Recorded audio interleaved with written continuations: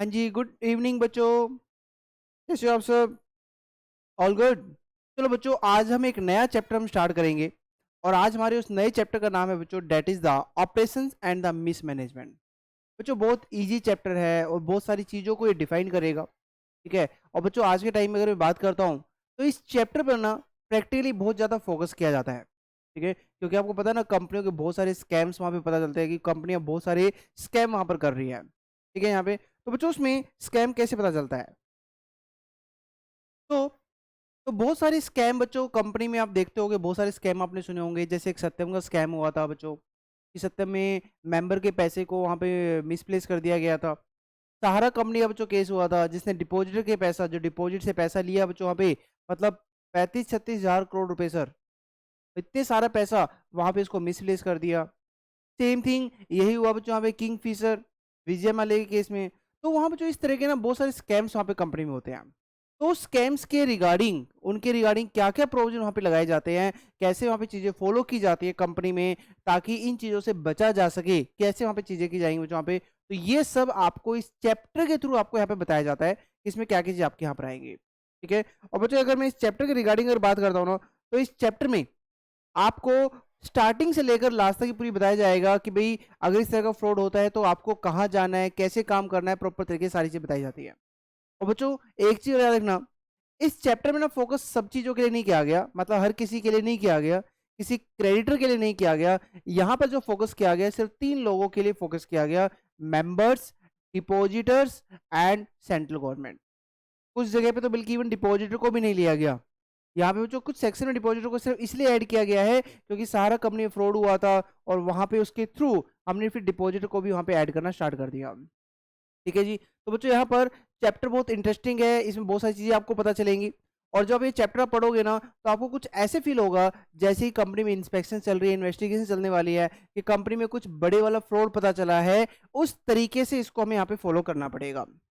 ठीक है बच्चों, यहाँ पर तो बहुत इजी चैप्टर है, बहुत छोटा सा चैप्टर है बच्चों यहाँ पे। तो लेट्स स्टार्ट कि इसमें क्या क्या चीज आपको बताई गई है। तो बच्चों इस चैप्टर में अगर मैं बात करता हूँ, तो दिस इज योर चैप्टर बच्चों यहाँ पर। तो बच्चों इस चैप्टर में अगर हम बात करते हैं तो इस चैप्टर में टोटल देखो आपके कितने सेक्शन यहाँ पे कवर किए गए हैं। तो बच्चों इसमें आपके सेक्शन नंबर 241 से लेकर 246 यहाँ पर हम पढ़ेंगे। ठीक है। और बच्चों बहुत डिटेल में हम पढ़ने वाले हैं, बहुत ज्यादा एनालिसिस के अंदर हम पढ़ेंगे कि इसमें क्या क्या चीजें आपकी दी गई हैं। ठीक है। तो एक एक वर्ड बच्चों प्रॉपर तरीके से पढ़ना है, एक एक वर्ड जो दिया गया है जैसे हम पढ़ते आ रहे हैं आज तक। ठीक है यहाँ पे। तो बच्चों सिंपल थिंग, सबसे पहले देखो इस चैप्टर का नाम पढ़ते हैं। इस चैप्टर का नाम क्या दिया गया है? That's called the operation and mismanagement. तो बच्चों मतलब कंपनी में कुछ गड़बड़ चल रही है, दया कुछ गड़बड़ है। सुना डायलॉग आपको? तो वही सेम बच्चों यहाँ पे कि कंपनी में कुछ ना कुछ गड़बड़ चल रही है। तो बच्चों इस चीज के रिगार्डिंग यहाँ पर प्रोविजन आपको दिए गए हैं। और बच्चों मैं जिस तरीके से आपको कराऊंगा तो सेम थिंग यहाँ भी ऐसे नहीं पढ़ोगे आप कि पहले 241 पढ़ लिया, फिर 242 पढ़ लिया, 3 पढ़ लिया, 4 पढ़ लिया, 5। ऐसे नहीं चलेगा। इसको प्रॉपर तरीके से जैसे मैं आपको करवाऊंगा, आपको उसी पैटर्न में उसको करना पड़ेगा जिस पैटर्न में आपको बताने वाला हूँ। ठीक है बच्चों यहाँ पे। तो बस देखते रहना प्रॉपर तरीके जैसे बताऊंगा, तो लास्ट तक बच्चों देखोगे तो चैप्टर जैसे पहले वाले इजी लगे ना आपको, तो ये वाले भी आपको इजी लगते हुए चले जाएंगे। ठीक है यहाँ पे। तो जिस तरीके से मैं नोटिंग करवाऊंगा उसी तरीके से नोटिंग करना, तो चैप्टर बच्चों बहुत इजी आपको यहाँ पर लगेगा। ठीक है जी। तो लेट्स स्टार्ट। तो बच्चों यहाँ पे देखो इसमें क्या क्या चीज बताई है। तो बच्चों यहाँ पे ना पहले दो चीज यहाँ पे ली गई है, majority rule and the minority rights. तो पहले एक नॉर्मल टॉपिक जो एक अलग से डिफरेंट टॉपिक है, मैं इसको डिस्कस कर रहा हूँ यहाँ पे। ठीक है। तो that's called the majority rule and minority rights.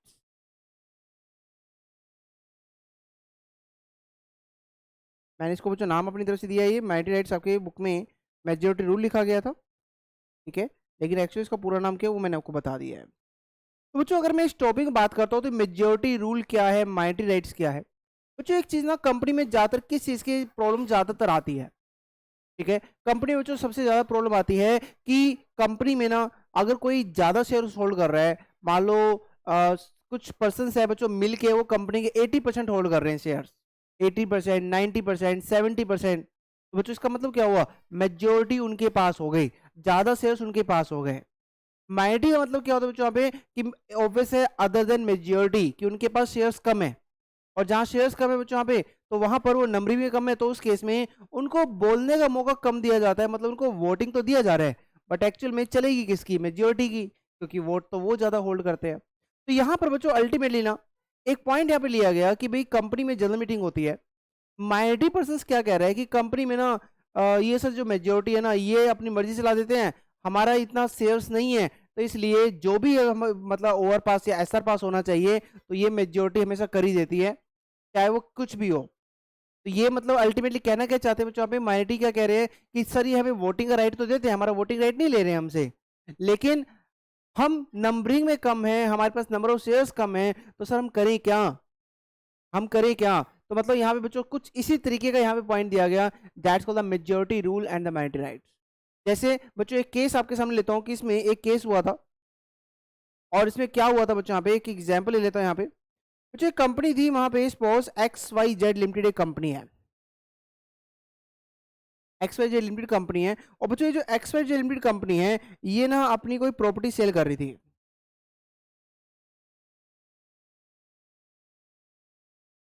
Cell of property, property वहां पे सेल किया जा रहा था बच्चों वहां पे।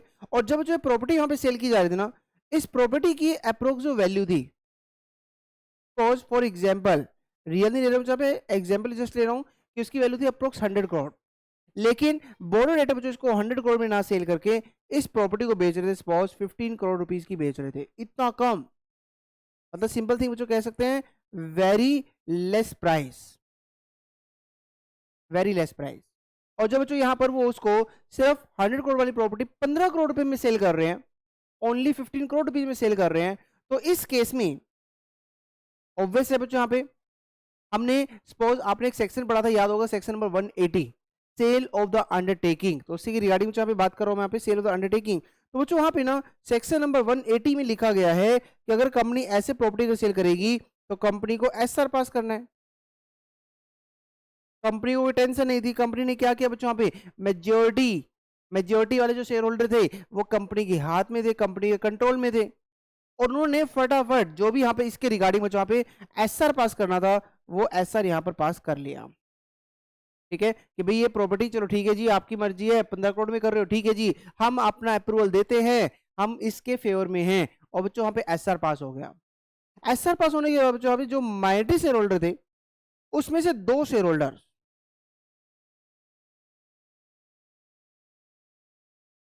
टू शेयर होल्डर्स ने कंप्लेंट फाइल कर दी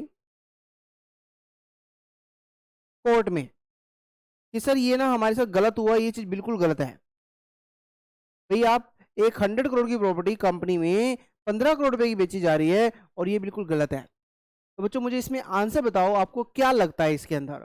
ठीक है, टू शेयर होल्डर्स ने कंप्लेंट की है कि सर ये 100 करोड़ की प्रॉपर्टी 15 करोड़ में बेच रहे हैं, और ये रेजोल्यूशन भी इस वजह से पास हो गया क्योंकि मेजोरिटी ने पास कर दिया, हमारे पास इतने शेयर्स नहीं थे, इस वजह से हम इसको पास इस तरीके से नहीं कर पाए।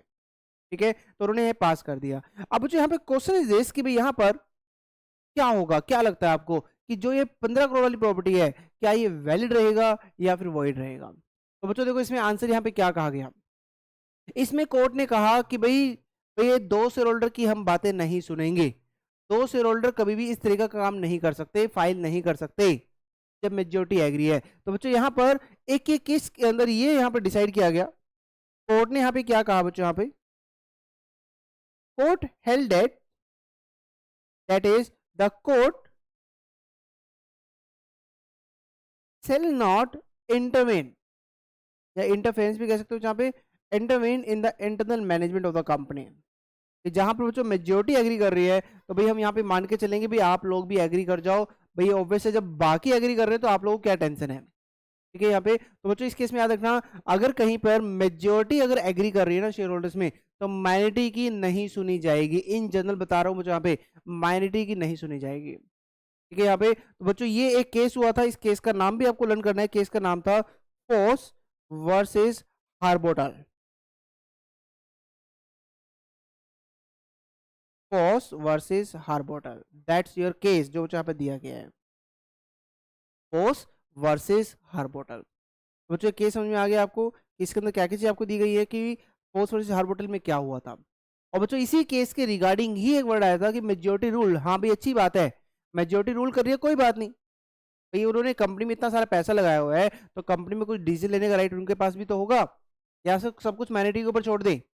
तो उन्होंने कहा कि भाई अगर मेजोरिटी इस तरह की अगर एग्री करती भी है ना, तो कोर्ट उस केस में बच्चों कोई इंटरफेयर वहां पर नहीं करेगा, कोई भी इंटरफेरेंस वहां पर ऐसी नहीं चलेगी।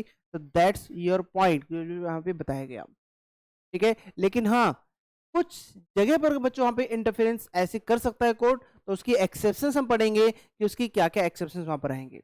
तो बच्चों एग्जाम में ना ये आपका 5 मार्क्स का क्वेश्चन पूछ सकता है कि define the rule of majority, ठीक है। तो आपको इसको प्रॉपर तरीके से आपको इसको डिफाइन करना पड़ेगा कि इसमें क्या क्या चीजें आपको यहाँ पर बताई गई हैं, तो वो आपको बच्चों प्रॉपर तरीके से पढ़ना पड़ेगा। तो चलो आप पढ़ते हैं बच्चों, यहाँ पे इसमें क्या दिया गया है। तो बच्चों यहाँ पे रूल ऑफ मेजोरिटी में क्या दिया गया है, that's called the majority of the members, ठीक है। यहाँ पे देखो साथ लिख दिया ना, but majority of the members are in the advantageous position, are in the advantageous position to run the company according to their command, ठीक है। यहाँ पे तो वैसे किसके हाथ में बच्चों यहाँ पे पावर रहती है, मेजोरिटी ऑफ मेंबर्स के हाथ में पावर रहती है। और देखो इससे क्या होता है, जो माइनॉरिटीज हैं आर ऑफन ऑप्रेस्ड। गुस्सा तो आता है ना कि जो भी डिसीजन वहां पे कंपनी में लेना, तो मेजोरिटी को ज्यादा बेनिफिट वहां पर मिलता है, क्योंकि मेजोरिटी से ही रेजोल्यूशन वहां पे पास हो जाता है। तो कोई बात नहीं भाई, उसने पैसा लगाया, मैं बार बार कह रहा हूँ ना, उसने पैसा लगाया तो कंपनी में डिसीजन लेने का भी राइट उसका ज्यादा बनता है, ठीक है। और यहाँ पे बच्चों साफ साफ कह दिया गया कि चलो ठीक है, कंपनी लॉ में कुछ जगह पर, हर जगह पे नहीं कहेंगे बच्चों, पे कुछ जगह पे कंपनी लॉ प्रॉपर प्रोटेक्ट करता है for the minority share holders. लेकिन कहां पर करेगा, जहां पर उनका राइट्स ट्रैम्प किया जा रहा है, उसको राइट्स को फॉलो नहीं किया जा रहा। अब जो राइट्स में जैसे एग्जांपल लेता हूं, देखो जो डिसीजन सभी शेयर होल्डर को मिलकर लेना है, वहां पर तो माइनॉरिटी शेयर होल्डर कुछ नहीं कर सकता।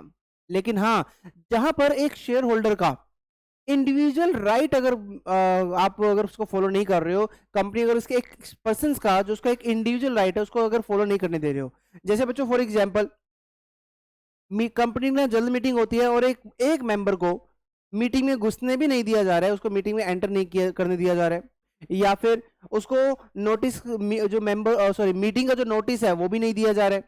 तो मुझे बताओ ना, वो चीज सही है जी? नहीं, वहां पर वो जो अकेला मेंबर है ना बच्चों, वो कंपनी के अगेंस्ट जा सकता है। क्यों? क्योंकि उसका खुद का एक इंडिविजुअल राइट, जो उसका एक इंडिविजुअल राइट है, वो वहां पर आप उसको प्रॉपर तरीके से फॉलो नहीं कर रहे हो, तो इसलिए वो एक सिंगल मेंबर भी जा सकता है।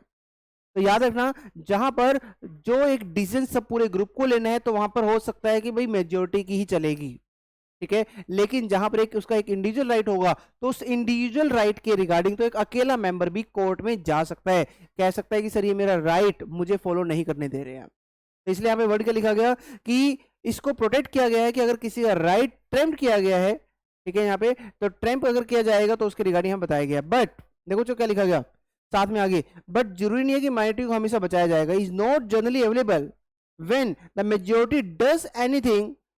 और जो काम कर रही है यहाँ पे किस में काम कर रही है, powers for the internal administration of the company. क्योंकि बच्चों इंटरनल एडमिनिस्ट्रेशन तो खाली एक शेयर होल्डर का नहीं होता, सब मिला के करते हैं, और जहां मिला के करते हैं तो ऑब्वियस है मेजोरिटी की ज्यादा तो चलेगी ना। आप ये कोई बोलोगे भी मेजोरिटी ने पैसा लगा दिया तो भाई कोई बात नहीं, इसकी नहीं चलने देंगे, ठीक है। तो जिसने पैसा लगाया है, जिसने ज्यादा शेयर होल्ड किया है, तो ऑब्वियस है वहां पे उसकी चलेगी।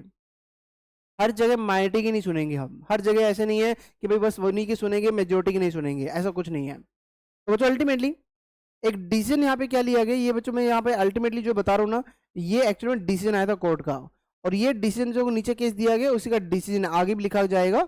ये डिसीजन आपका आया था फोर्स वर्सेस हार्बोटल के केस में, फोर्स वर्सेस हार्बोटल।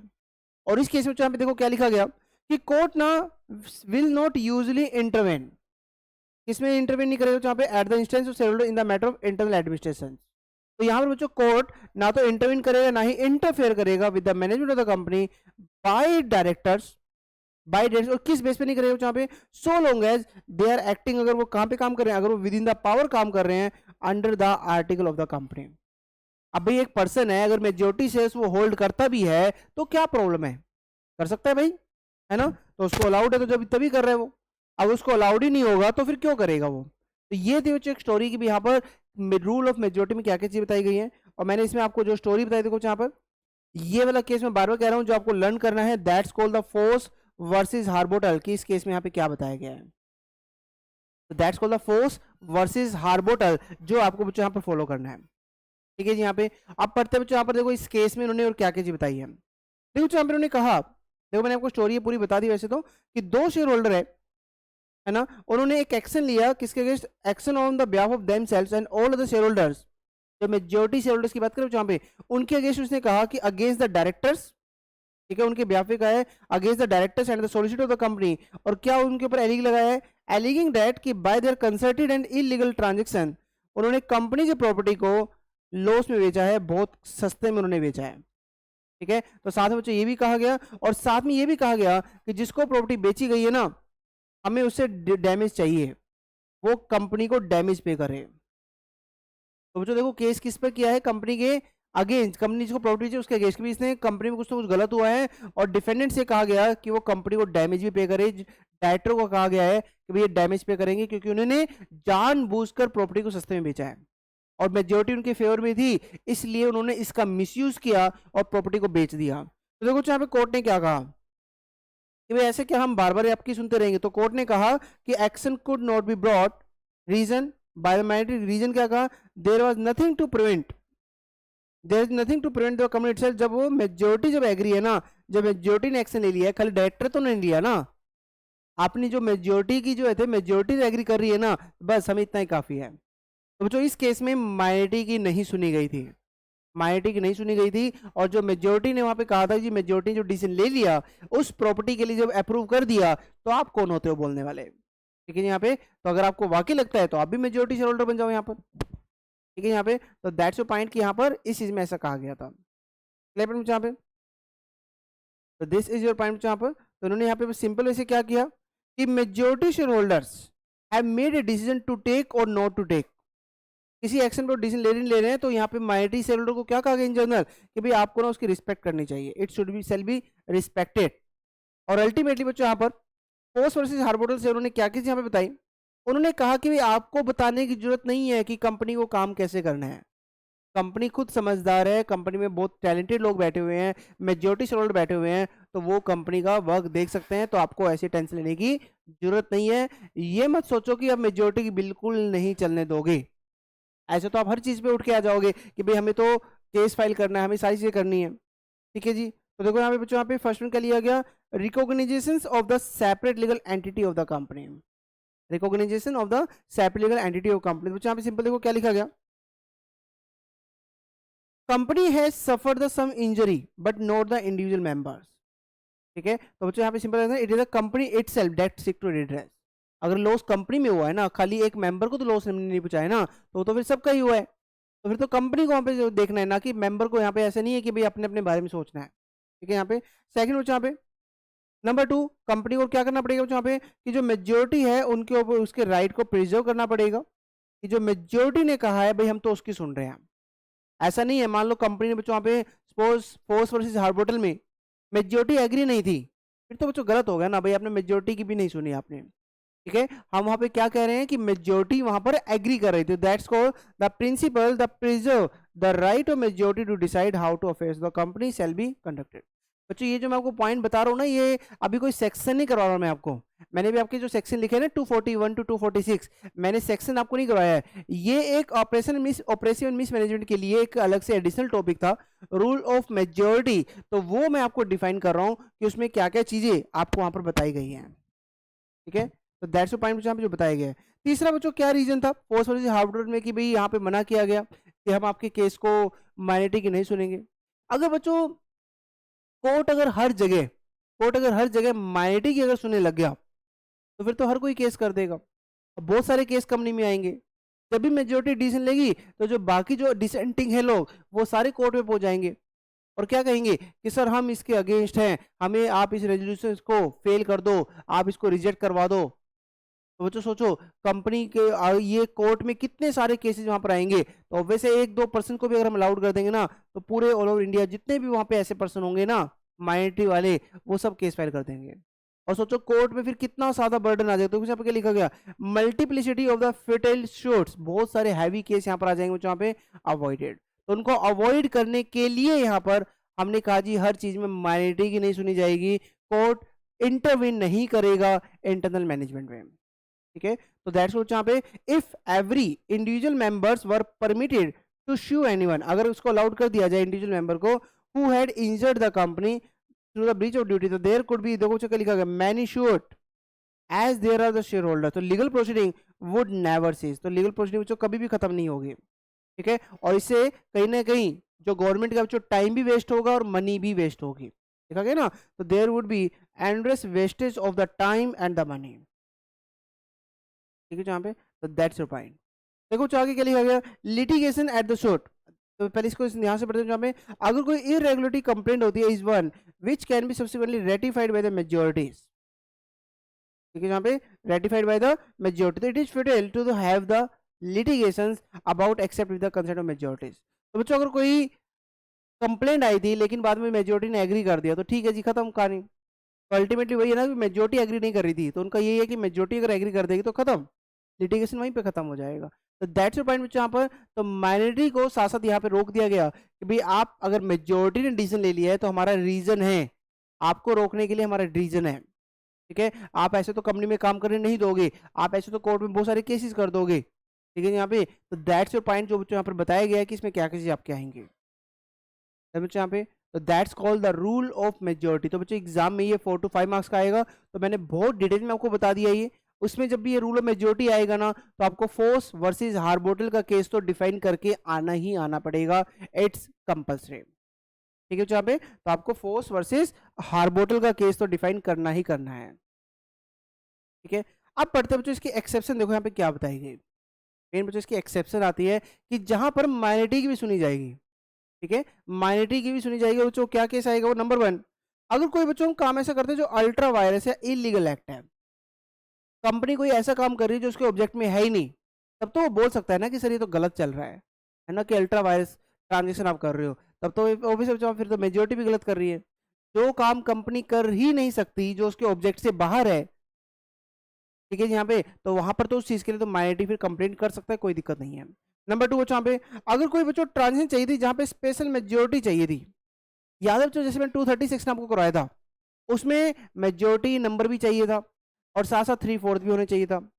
अब हो सकता है कि भाई मेजोरिटी शेयर होल्डर्स के नंबर ऑफ शेयर्स तो ज्यादा है, नंबरिंग में कम है, और पॉइंट में जहाँ पे, तो यहाँ पे वो क्या कह रहा है कि जहां पर स्पेशल मेजोरिटी चाहिए, तो बच्चों बार बार कह रहा हूँ स्पेशल मेजोरिटी मतलब क्या हुआ कि जो कुछ स्पेशल, खाली एसआर की बात नहीं कर रहा हूँ, यहाँ स्पेशल एसआर की बात कर रहा हूँ। जैसे आपने जो कुछ केस पढ़े थे ना जहां पर मेजोरिटी इन नंबर और प्लस नंबर ऑफ शेयर्स भी चेक किए जाते थे। ठीक है, तो उन्होंने यहाँ पे क्या कहा, जिस ट्रांजेक्शन में स्पेशल मेजोरिटी चाहिए थी लेकिन उसको पास कर दिया गया बाय सिंपल मेजोरिटी,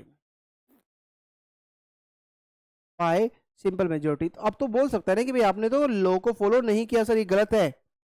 जब यहाँ पे स्पेशल मेजोरिटी चाहिए तो आप ऐसे कैसे कर सकते हो, तो अगर बच्चों उसको सिंपल, जैसे एक सिंपल एसआर या होता है ना पास, बस वैसे पास कर दिया तो वो गलत माना जाएगा। तो याद रखना, इसमें बार बार कह रहा हूँ स्पेशल मेजोरिटी का मतलब क्या होगा, that's called majority in number और प्लस जो एक्स्ट्रा कंडीशन वहां पे बताई जाती थी। ठीक है, तो ये सब वहां पे बच्चों लिया जाएगा आपका, समझो यहाँ पे, तो दैट्स योर पॉइंट कि जहाँ पे जो बताया गया है। और बच्चों यहाँ पे पॉइंट नंबर सी, मैंने आपको बताया था अभी पर्सनल राइट, अगर किसी मेंबर का इंडिविजुअल राइट आप अगर कॉन्ट्राविन कर रहे हो तो फिर तो वो अकेला भी वो जा सकता है। जैसे जो इंडिविजुअल राइट में उन्होंने क्या बताया, उसको जनरल मीटिंग का नोटिस नहीं भेजा, जनरल मीटिंग में एंट्री करने नहीं दे रहे उसको। ठीक है, यहाँ पे मतलब उसको मीटिंग के लिए वो आ गया है लेकिन उसको अंदर आने ही नहीं दे रहे हैं, तो ये सब उसके पर्सनल राइट को वायलेट कर रहा है और उस चीज के रिगार्डिंग मुझे यहाँ पे बता रहा है। ठीक है, या फिर बच्चों यहाँ पे देखो क्या लिखा गया, फ्रॉड ऑन द माइनॉरिटी, तो फ्रॉड ऑन द माइनॉरिटी की तो अभी आपका आगे टॉपिक आएगा, that's called the operation and the mismanagement, जो एक्चुअली चैप्टर है आपका। तो बच्चों अभी तक मैंने आपको क्या बताया, ये रूल ऑफ मेजोरिटी बताया है, और एक्चुअली रूल ऑफ मेजोरिटी में वो कहना क्या चाहता है कि अगर कोई डिसीजन अगर मेजोरिटी ले लिया ना तो आप ये मत सोचो कि उन्होंने गलत लिया, जैसे भी लिया चलो ठीक है जी उन्होंने कर दिया, तो ये कंपनी पूरी उनके कंट्रोल में है, तो वहां पर माइनॉरिटी की नहीं सुनी जाएगी इन जनरल। और उसके लिए रीजन भी उसने दिए, बहुत सारे रीजन यहाँ पर दिया कि अगर हम माइनॉरिटी की सुनने लगेंगे तो कोर्ट में कितने सारे केसेस वहां पर आपके आ जाएंगे। ठीक है, तो बहुत सारे केसेस वहां पर कोर्ट में आ जाएंगे, तो उसको रोकने के लिए यहाँ पर ये चीज आपकी लिखी गई है। ठीक है, जहाँ पे इसको रोकने के लिए ही यहाँ पर ये काम किया गया है बच्चों यहाँ पे।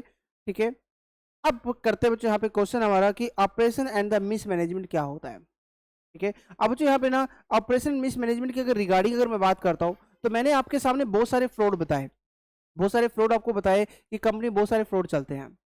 अब फ्रॉड कर रहे हैं बच्चों, वहां पे हो सकता है फ्रॉड वो कंपनी के मेंबर के रिगार्डिंग हो, कंपनी के लिए हो, पब्लिक के साथ एक वहां पे फॉलो अप कर रहे हैं। तो दो वर्ड बच्चों यहाँ पर लिए गए, और वो वर्ड क्या है? Operation and the mismanagement. ठीक है, यहाँ पे ऑपरेशन एंड द मिसमैनेजमेंट की इसमें क्या क्या चीजें आपकी आएंगी, तो वो सब बच्चों यहाँ पर आपको बताया जाएगा कि यहाँ पे क्या क्या जाएंगे। तो बच्चों कॉपी पर हम लिखेंगे that's called the operation mismanagement, जिससे कि मैं इसका मीनिंग आपको प्रॉपर तरीके से बता दूंगा कि इसमें क्या क्या चीजें आपके यहाँ पर बताई गई हैं। बच्चों यहाँ पे इसमें क्या क्या चीजें आपके यहाँ पर आएंगे। तो बच्चों सिंपल थिंग याद रखना, ऑपरेशन में क्या होता है? ऑपरेशन द वाइडर, मतलब उसके अंदर जो प्री जुडिशियल, अगर आप पब्लिक के अगेंस्ट कर रहे हो, मेंबर के अगेंस्ट कर रहे हो, या फिर किसी और के अगेंस्ट, कंपनी अगेंस्ट कर रहे हो, तो वो बच्चों यहाँ पे क्या माना जाएगा? ऑपरेशन की गलत कर रहे हो आप ये। और दूसरा वर्ड क्या लिया जाएगा बच्चों यहाँ पे? मिसमैनेजमेंट। ठीक है, तो ये तो बच्चों हम बाद में पढ़ेंगे, पहले इसमें ना ये वर्ड पढ़ते हैं जो यहाँ पे मैंने एक्ट वाला लिखा है नोट का, और इसको फिर प्रॉपर तरीके से मैं लिखवा दूँ। तो कुछ यहाँ पे क्या लिखा गया? अगर कंपनी के affairs, affair of the company, company का जो अफेयर्स है बच्चों यहाँ पे हैव बीन और are been conducted, prejudicial चल रहा है किस किस के बच्चों पे? Number 1 public interest, public interest, या फिर वो प्री जुडिशियल है, ऑपरेसिव होता है टू द एनी मेंबर, या फिर इंटरेस्ट ऑफ द कंपनी। तो बच्चों इसमें तीन चीजों की यहाँ पे बात की गई है कि जो कंपनी में काम किया जा रहा है ना, या तो वो पब्लिक इंटरेस्ट के अलग है, अगेंस्ट है, या फिर वो मेंबर के अगेंस्ट है, या वो कंपनी के इंटरेस्ट के अगेंस्ट है। ठीक है, तो उसको क्या बोलेंगे बच्चों यहाँ पे? दिस इज का केस ऑफ ऑपरेशन। अब मिस मैनेजमेंट में क्या आएगा बच्चों यहाँ पे? मैनेजमेंट के अंदर कोई चेंज किया गया है, मैनेजमेंट के अंदर देखो क्या लिखा गया? मैनेजमेंट में कोई मटेरियल चेंज किया गया, तभी तो मिस मैनेजमेंट बनेगा ना बच्चों यहाँ पे। ठीक है, मटेरियल में, मैनेजमेंट में कोई ऐसा चेंज किया गया, या फिर कंपनी कंट्रोल में कोई ऐसा चेंज किया गया, और उस चेंज की वजह से इट इज लाइकली डेट कि कंपनी का जो अफेयर्स है वो प्री जुडिशियल चला गया to the interest of the member और the company, that would be consider the mismanagement. तो बच्चों याद रखना, मिस मैनेजमेंट किस वजह से हुआ, मतलब दोनों में ऑलमोस्ट वही सेम बात कर रहे हैं। और वो क्या बातें कर रहे हैं वहां पे कि भाई कंपनी में अगर वो पब्लिक के अगेंस्ट है, मेंबर के अगेंस्ट है, कंपनी के अगेंस्ट है, और वो किस वजह से हुआ? मैनेजमेंट में चेंज करने की वजह से हुआ, तो उसको क्या बोल देंगे? Miss management. बाकी सारे केस किस में आएंगे बच्चों आपके? वो आपके केस ऑपरेशन में आएंगे जो आप यहाँ पे पढ़ रहे हो। ठीक है बच्चों यहाँ पे, तो दैट्स योर पॉइंट कि भाई यहाँ पर ऑपरेशन क्या होता है बच्चों, मिस मैनेजमेंट क्या होता है। और ये अभी जो मैंने आपको पढ़ाया ना, ये एक्चुअल में आपका सेक्शन नंबर 241 के अंदर ये लिखा गया है, ये जो मैं आपको लिखवाने वाला हूँ। ठीक है, यहाँ पे आई होप बच्चों आपको समझ में आ गया होगा कि इसमें क्या क्या चीजें आपको यहाँ पर बताई गई है। अब पढ़ो बच्चों, ये जो ऊपर का पॉइंट था ऑपरेशन क्या था, क्योंकि बच्चों थ्योरी है ये जैसे, इसलिए मैं आपको इसके ऊपर कुछ लिखवा नहीं रहा हूँ। ठीक है, तो इसको प्रॉपर वे से मैं बस इसको बता रहा हूँ, क्योंकि तो जैसे एक थ्योरी है, जब सेक्शन आएगा तो प्रॉपर वे से मैं आपको इसकी नोटिंग कराऊंगा कि इसमें क्या क्या चीज़ आपके आएंगे। ठीक है, तो मुझे देखो ऑपरेशन और जो मिस मैनेजमेंट है प्रॉपर वैसे कभी डिफाइन किया ही नहीं गया, वो तो हमने सेक्शन नंबर 241 से उसका फैक्ट निकाला कि वो किस चीज़ के यहाँ पे रिगार्डिंग बात करता है। ठीक है, तो एक्चुअल में ये होते क्या है, इसको प्रॉपर वैसे कभी एक्ट में डिफाइन किया ही नहीं गया। और उसके बच्चों बहुत सारे डिसाइडेड केस हो चुके हैं, तो उसके रिगार्डिंग देखो यहाँ पे जजमेंट निकाली गई है कि इसमें क्या क्या चीजें यहाँ पर आपके आएंगे। और देखो यहाँ पे क्या क्या आएगा बच्चों यहाँ पे कि operation involve the in element of the lack, किस चीज की बच्चों लैक कर रहे हैं? Lack of the fair dealing. ठीक है, यहाँ पे कि भाई जो कंपनी में शेयर होल्डर है ना, उनके साथ फेयर डील नहीं किया जा रहा है, उनके राइट को दिया नहीं जा रहा है, तो लैकिंग हो रही है बच्चों यहाँ पे, रोका जा रहा है किस इसके रिगार्डिंग? फेयर डीलिंग से। ठीक है, fair dealing to the member of his proprietary right as a share holder. तो बच्चों याद रखना, अगर किसी मेंबर को आप उसका इंडिविजुअल राइट नहीं दे रहे हो, जैसे मैंने एग्जांपल लिए थे, तो यहां पर फिर वो क्या होगा? This is called the operation, वो एक फ्रॉड माना जाएगा कि आप गलत कर रहे हो। नेक्स्ट पे बच्चों यहाँ पे बच्चों याद रखना, ऑपरेशन में ये नहीं है कि किसी डायरेक्टर से आपको दुश्मनी है और आप वो दुश्मनी निकालना चाहते हो, तो कभी भी इसमें ना बच्चों यहाँ पे डोमेस्टिक डिस्प्यूट नहीं आएगा, domestic dispute between director and the members. And ना ही बच्चों इसमें देखो क्या लिया गया? Lack of confidence between the one set of members and the others. इसको सिंपल वैसे याद रखो, जहाँ पे कोई आपकी पर्सनल दुश्मनी है अगर कंपनी किसी डायरेक्टर के साथ, तो यहाँ पे उसको ऑपरेशन नहीं कहेंगे। ठीक है, यहाँ पे अगर मान लो जो उनके वो पुराने दुश्मन है, डायरेक्टर आते ही उसने उनके बीच में लड़ाई स्टार्ट हो जाती है, तो वो कभी ऑपरेशन में नहीं आएगा। ठीक है, यहाँ पे रीजन क्योंकि कंपनी की एक्टिविटी की वजह से नहीं, उनकी पर्सनल, उनकी डोमेस्टिक डिस्प्यूट की वजह से वहां पे लड़ाई हुई है। ठीक है, और नेक्स्ट पॉइंट यहाँ पे कि जो ऑपरेशन है कंप्लेंट ऑफ मस्ट इफेक्ट बच्चों मैंने यहाँ पे क्या कहा कि वो काम वो करेगा तो कैसे होना चाहिए, only capacity as a member of the company. अभी पढ़ेंगे बच्चों यहाँ पे 241 में अगर कोई कंप्लेंट करता है ना तो वो सिर्फ ओनली मेंबर कर सकता है, कोई और नहीं आएगा। यहाँ पर ऐसा नहीं है कि क्रेडिटर को ऐड कर दो, किसी और को ऐड कर दो, ऐसा कुछ नहीं आएगा। ठीक है, यहाँ पे तो सिर्फ अगर कोई पर्सन कंप्लेंट कर रहा है तो किसका इफेक्ट होना चाहिए, जो उस कंपनी का मेंबर है, मेंबर की कैपेसिटी पे उसका इफेक्ट होना चाहिए। एंड नेक्स्ट पॉइंट बच्चों यहाँ पे ये पॉइंट बच्चों सबसे इंपॉर्टेंट है कि कॉन्टिन्यूस एक्ट होना चाहिए, अभी चलते रहना चाहिए वो, ऐसा नहीं है कि वन टाइम था और खत्म, वो तो फिर बच्चों ऑपरेशन में आएगा, वो तो एक सिंपल फ्रॉड में चला गया, नॉर्मल पॉइंट। ऑपरेशन हमेशा बच्चों कॉन्टिन्यूस चलता रहता है। ठीक है, कि कंपनी में भी ये फ्रॉड चल रहा है, फिर दोबारा से फ्रॉड चल रहा है, फिर चल रहा है, चल रहा है, ये वाला फ्रॉड चल रहा है, तो उसको बच्चों क्या किस में लेके जाएंगे, हम ऑपरेशन में हम लेके चलेंगे। ठीक है, यहाँ पे तो दैट्स द मीनिंग कि भाई यहाँ पर ऑपरेशन क्या होता है, और रूल ऑफ मेजोरिटी का क्या मतलब होता है बच्चों। और रूल ऑफ मेजोरिटी में जो मैं आपको बता रहा हूँ बार बार, आपको ये केस का नाम आपको लर्न करना है, that is the Foss versus Harbottle. ठीक है, it's a very very very important case बच्चों यहाँ पर जो दिया गया है बच्चों यहाँ पर। तो दिस इज योर पॉइंट कि एक जनरल मीनिंग हमें सबसे पहले बात की गई थी कि ऑपरेशन मिसमैनेजमेंट क्या है, रूल ऑफ मेजोरिटी क्या है। ठीक है बच्चों, यहाँ पे अब स्टार्ट करेंगे बच्चों हम अपना सेक्शन नंबर 241। ठीक है, यहाँ पे जो सेक्शन आपके आते हैं 241, तो बच्चों यहाँ पे देखो क्या लिखा गया, application to the tribunal, application to the tribunal for the relief if in the case of operation etcetera, मतलब इस तरह की सारी चीज यहाँ पर ली गई है, इन द केस ऑपरेशन। तो बच्चों एटसेट्रा आगे किस चीज की बात होगी, तो हम बात कर चुके हैं, मिसमैनेजमेंट की बात होगी। तो यहाँ पे बच्चों क्या लिखा गया, application to the tribunal for the relief. अब बच्चों देखो इसमें क्या क्या चीजें आपको बताई गई एप्लीकेशन टू द ट्रिब्यूनल में। ठीक है यहाँ पे, और बच्चों यहाँ पे जनरल पॉइंट समझना कि मैं आपको बताऊंगा इसमें क्या क्या चीजें आपके यहाँ पर आएंगी। ठीक है, तो बच्चों यहाँ पर सेक्शन नंबर 241 का अगर हम हेडिंग लेते हैं यहाँ पे, दैट्स कॉल कि एनसीएलटी को एप्लीकेशन दी जा रही है, application to the NCLT, application to the NCLT, और किस चीज की दी जा रही है बच्चों यहाँ पे कि सर हमें रिलीफ चाहिए, किस चीज से रिलीफ चाहिए कि कंपनी में ना कुछ गलत चल रहा है इन केस ऑफ ऑपरेशन। ठीक है, और आगे वर्ड लिख दिया गया एटसेट्रा, एटसेट्रा। ठीक है बच्चों यहाँ पे एटसेट्रा। तो बच्चों यहाँ पे ना इसमें अब यहाँ पे किस चीज के रिगार्डिंग यहाँ पे बात की गई है, ये वर्ड आपको देखना पड़ेगा। तो सबसे पहले बच्चों यहाँ पर क्वेश्चन आता है कि यहाँ पर एप्लीकेशन देगा कौन, यहाँ पे बच्चों यहाँ पे एप्लीकेशन इस सेक्शन नंबर 241 में कितनी एप्लीकेशन की बात की गई है। तो बच्चों याद रखना इसमें एप्लीकेशन हम किसको दे रहे थे, याद है ना, एनसीएलटी को एप्लीकेशन दे रहे हैं। ठीक है, अब बच्चों जो एनसीएलटी को एप्लीकेशन हम दे रहे हैं, या तो एनसीएलटी को एप्लीकेशन दे रहे हैं बच्चों मेंबर, मेंबर एप्लीकेशन दे रहे हैं, या फिर बच्चों एनसीएलटी को जो एप्लीकेशन दे रहे हैं ना वो सेंट्रल गवर्नमेंट एप्लीकेशन दे रही है कि सर कंपनी में कुछ गलत चल रहा है, आपको ना यहाँ पे चेक करना चाहिए, इन्वेस्टिगेशन करवानी चाहिए।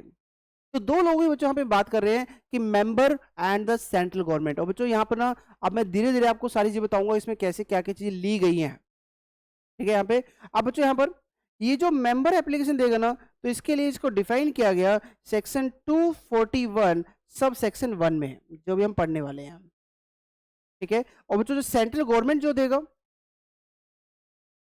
दो चीज ले ली बच्चों यहाँ पर, रीजन 1, तो दो तरह के रीजन लूंगा बच्चों यहाँ पे, रीजन 1 एंड रीजन नंबर 2। तो इसको जिस तरीके से मैं बता रहा हूँ बच्चों इसी पैटर्न में इसको याद करना, मेंबर या तो एप्लीकेशन दे रहा है, ठीक है, या फिर सेंट्रल गवर्नमेंट दे रही है। सेंट्रल गवर्नमेंट दो तरह के रीजन में वहां पे एप्लीकेशन दे सकती है जिसके रिगार्डिंग मैं आपको बता रहा हूँ। और सेंट्रल गवर्नमेंट जो है दो रीजन यहाँ पे देखेंगे बच्चों, यहाँ पे पहला रीजन में जो यहाँ पे बात करूंगा सेक्शन नंबर 241 सब सेक्शन 2, ठीक है, and section number 241 sub section 3। बच्चों मैं इन दोनों को इसलिए डिवाइड कर रहा हूं क्योंकि इन दोनों का पर्पस अलग अलग चलेगा, इनको हम मर्ज करके नहीं चलेंगे। 241(2) अलग पढ़ेंगे, 241(3) अलग पढ़ेंगे। ठीक है, और इन दोनों का प्रोसीजर भी थोड़ा सा अलग रहेगा, जैसे आएगा मैं आपको प्रॉपर तरीके से बताऊंगा। तो इसमें यही बच्चों बस ये थोड़ा सा सेक्शन का खेल है जो आपको प्रॉपर तरीके से यहाँ पे समझना है। ठीक है यहाँ पे। तो चलो अब बच्चों यहाँ पर, तो अब चलो वन बाय वन हम बात करते हैं। सबसे पहले बच्चों यहाँ पर मेंबर की बात करते हैं। तो बच्चों यहाँ पर ना जो मेंबर है, मेंबर वो किसको अप्लाई कर रहे हैं? Apply to the tribunal. अब बच्चों यहाँ पे ट्रिब्यूनल के लिए अप्लाई कर रहा है, तो कम से कम कितने मेंबर होने चाहिए? ठीक है, नंबर ऑफ मेंबर्स कितने होने चाहिए कि भाई जिससे कि वो अप्लाई कर पाए। तो बच्चों जो नंबर ऑफ मेंबर यहाँ बताया गया ना कि कम से कम कितने होने चाहिए, ये हम पढ़ेंगे सेक्शन नंबर 244 में, नंबर ऑफ मेंबर्स कम से कम कितने होने चाहिए। तो वहां पर बच्चों प्रॉपर तरीके से आपको बताया जाएगा कि इसमें कम से कम कितने नंबर ऑफ मेंबर एनसीएलटी को अप्लाई करेंगे अंडर सेक्शन 241। तो सिंपल है बच्चों यहाँ पे, तो 244 में क्या आएगा आपका, देखो मैंने कनेक्टिविटी बता दी आपको, 241 और 244 की कनेक्टिविटी आ गई कि यहाँ पर जो नंबर ऑफ मेंबर था ना 241 में, उसमें कितने नंबर ऑफ मेंबर एप्लीकेशन देंगे, तो इसको कहां पर डिफाइन किया गया बच्चों? यहाँ पे 244 में डिफाइन किया गया। ठीक है, अब बच्चों यहाँ पर वो किस क्या कह रहे हैं यहाँ पर? ठीक है, अगर बच्चों यहाँ पर उन्होंने जो एप्लीकेशन दी है और उस एप्लीकेशन में अगर वो कंप्लेंट करते हैं, क्या कंप्लेंट करे बच्चों यहाँ पे? तो याद रखना मैं बार बार कह रहा हूं, मैं सिर्फ अभी नंबर ऑफ सिर्फ मेंबर्स की बात कर रहा हूं। अभी मैंने 241 2 और 241 3 मैंने इसकी बात नहीं की है, मैंने सिर्फ अभी 241 सब सेक्शन 1 की सिर्फ मैंने बात कर रहा हूँ, इससे आगे भी और किसी की बात नहीं कर रहा हूँ बच्चों, यहाँ पे याद रखना। ठीक है यहाँ पे, तो चलो अब बच्चों यहाँ पर, तो बच्चों देखो इसमें यहाँ पे क्या बताया गया फर्स्ट में बच्चों यहाँ पर उन्होंने कहा कि अगर मेंबर ने कंप्लेंट की है, किसके सामने बच्चों कंप्लेंट की है? मेंबर ने ट्रिब्यूनल के सामने कंप्लेंट की है कि सर जो कंपनी का जो अफेयर्स अभी लिखवाया था ना बच्चों यहाँ पे ऑपरेशन का, वो यहाँ पे लिखा जा रहा है। अगर सर वो कंप्लेंट करता है कि जो कंपनी का अफेयर्स है ना, ठीक है, हैव बीन और आर बीइंग, कि मतलब कंपनी जिस तरीके से काम कर रही ना वो सही तरीका नहीं है। हैव बीन और are been conducting in a manner which is pre judicial,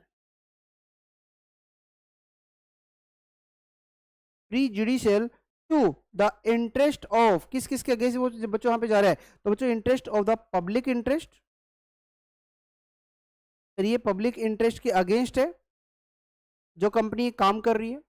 second thing बच्चों यहाँ पे किसके अगेंस्ट है बच्चों? यहाँ पर एनी मेंबर और मेंबर्स, उसके अगेंस्ट किया जा रहा है।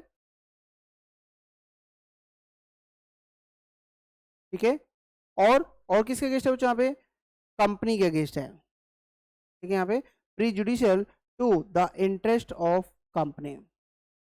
तो यहाँ बच्चों फर्स्ट पॉइंट यहाँ पे क्या कहा गया कि ये जो कंपनी काम कर रही है ना या कर चुकी है, ठीक है, यहाँ पे ये कर रही है कर चुकी है। बच्चों याद रखना, आप फ्यूचर का नहीं कहोगे।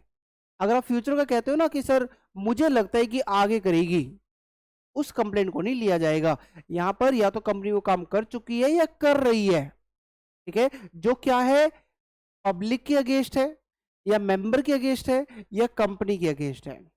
ठीक है यहाँ पे, तो बच्चों दैट्स कॉल कि उसको वहां पर फिर हम एनसीएलटी को इस चीज की कंप्लेंट कर सकते हैं। और किस चीज की कर सकते हैं बच्चों? यहाँ पे सेकंड पॉइंट यहाँ पे और क्या लिया गया और कहां पे हम इसकी कंप्लेंट करेंगे? तो बच्चों याद रखना सेकंड पॉइंट जो मैंने आपको बताया था कि अगर एक कंपनी में मटेरियल चेंज हो चुका है, किसी में चेंज हुआ तो बच्चों मटेरियल चेंज, और बच्चों मटेरियल चेंज के लिए वर्ड मैं यहाँ पे ले रहा हूं taken has taken in management और control of the company, management और कंट्रोल ऑफ द कंपनी, कि कंपनी में सर मटेरियल चेंज हो चुका है। अगर बच्चों आप यहाँ पे अगर बोलते हो ना कि भाई सर मटेरियल चेंज होने वाला है, होने वाला है, अभी हुआ तो नहीं ना, मटेरियल चेंज होने वाला है और मुझे लगता है ये होगा ही होगा, तो बच्चों याद रखना एनसीएलटी कहेगा कि नहीं हम आपकी नहीं सुनेंगे। रीजन क्यों? क्योंकि भी पहले होने दो। हैव टेकन वर्ड बच्चों यहाँ पे लिया गया है, ऐसा नहीं है कि आपको लग रहा है। ठीक है, तो बच्चों यहाँ पे देखो उन्होंने क्या कहा कि सर ये जो मटेरियल चेंज कंपनी में हुआ है ना, ठीक है, यहाँ पे मटेरियल चेंज जो कंपनी में हुआ है और वो किस तरीके से हुआ, या तो बच्चों by an alteration in the board of directors, ठीक है, यहाँ पे by an alteration in board of directors or manager, ठीक है। यहाँ पे तो इसमें ऑल्टर किया गया, कोई डायरेक्टर को चेंज कर दिया गया, बड़ा चेंज, ये मेटल चेंज बता रहे बच्चों यहाँ पे कि क्या क्या मेटल चेंज हुए हैं। या तो बच्चों बोर्ड ऑफ डायरेक्टर में ऑल्टर कर दिया गया, मैनेजमेंट को हटा दिया गया, या मैनेजर को हटा दिया गया, उसको हटा के कोई दूसरा पर्सन वहां पे रखा गया, ठीक है। या फिर ओनरशिप में कोई चेंज किया गया, कंपनी की जो ओनरशिप चल रही है उसमें कोई बड़ा चेंज किया गया, ownership in the company shares, ठीक है। या फिर बच्चों वहां पे जो चेंज किया गया, ठीक है, कंपनी में अगर शेयर्स नहीं थे तो मेंबरशिप में चेंज किया गया, या तो अगर शेयर्स हैं तो ओनरशिप में चेंज किया गया, और अगर शेयर्स नहीं है तो मेंबरशिप में चेंज आप वहां पे कर रहे हो, कोई बड़ा चेंज आप कर रहे हो, ठीक है यहाँ पे। या फिर कोई और तरीका जिससे कोई बड़ा चेंज लग रहा है हमें। तो देखो बच्चों यहाँ पर उन्होंने दो तरह की कंप्लेंट यहाँ पर की है मेंबर ने, और वो कौन कौन सी कंप्लेंट बच्चों यहाँ पर की है। पहली कंप्लेंट उन्होंने की है कि सर जो कंपनी का जो अफेयर चल रहा है ना वो सही नहीं चल रहा है, वो प्री जुडिशियल है, या तो पब्लिक इंटरेस्ट के मेंबर के, कंपनी के। दूसरा बच्चों यहाँ पे कि यहाँ पर जो मेटेरियल चेंज कंपनी के अंदर हुआ है, मैनेजमेंट के अंदर या कंट्रोल में, वो कैसे हुआ है, by an alteration in the board of director और द मैनेजर, ठीक है। कि भाई बड़ा चेंज बता रहे हो, क्या क्या हो सकता है, तो डायरेक्टर में चेंज कर दिया गया, या फिर बच्चों यहाँ पर क्या कहा गया, कंपनी के शेयर्स में ओनरशिप को चेंज कर दिया गया, शेयर्स नहीं थे तो मेंबरशिप में चेंज कर दिया गया, या कोई और चेंज वहां पे किया, ठीक है। तो एनसीएलटी तो क्या करें भाई, चलो ठीक है जी प्लीज, तो क्या करें, तो यहाँ पर एनसीएलटी को आप साथ में क्या बोल रहे हो, सर इन सब चेंजेस जो कंपनी में चल रहा है, ये जो मैंने सारी चीज आपको बताई है जो कंपनी में चल रही है, इससे मुझे लगता है, इससे मुझे लगता है कि कंपनी ने गलत काम कर रही है, ठीक है। क्योंकि देखो अब कंपनी में सारा चीजें चल चुका है, ये सारी चीजें। तो बच्चों यहाँ पे देखो क्या लिखा गया, साथ में वो क्या बोल रहे हैं कि sir by reason of such change, by reason of such change, मुझे क्या लगता है यहां पर by reason of such change अभी हो नहीं रहा बच्चों, इसको लग रहा है, इसलिए उसने कंप्लेंट की है, इसलिए वर्ड क्या लिखेंगे, लाइकली डैट। लाइकली डैट बच्चों एक्चुअली में यहाँ पे क्या बोल सकते हो, उसको फ्यूचर की बात की जा रही है, it is a likely that, कि मुझे ऐसा लगता है, लाइकली डैट, ठीक है। कि सर जो कंपनी का जो अफेयर्स है ना, likely that the affairs of the company is prejudicial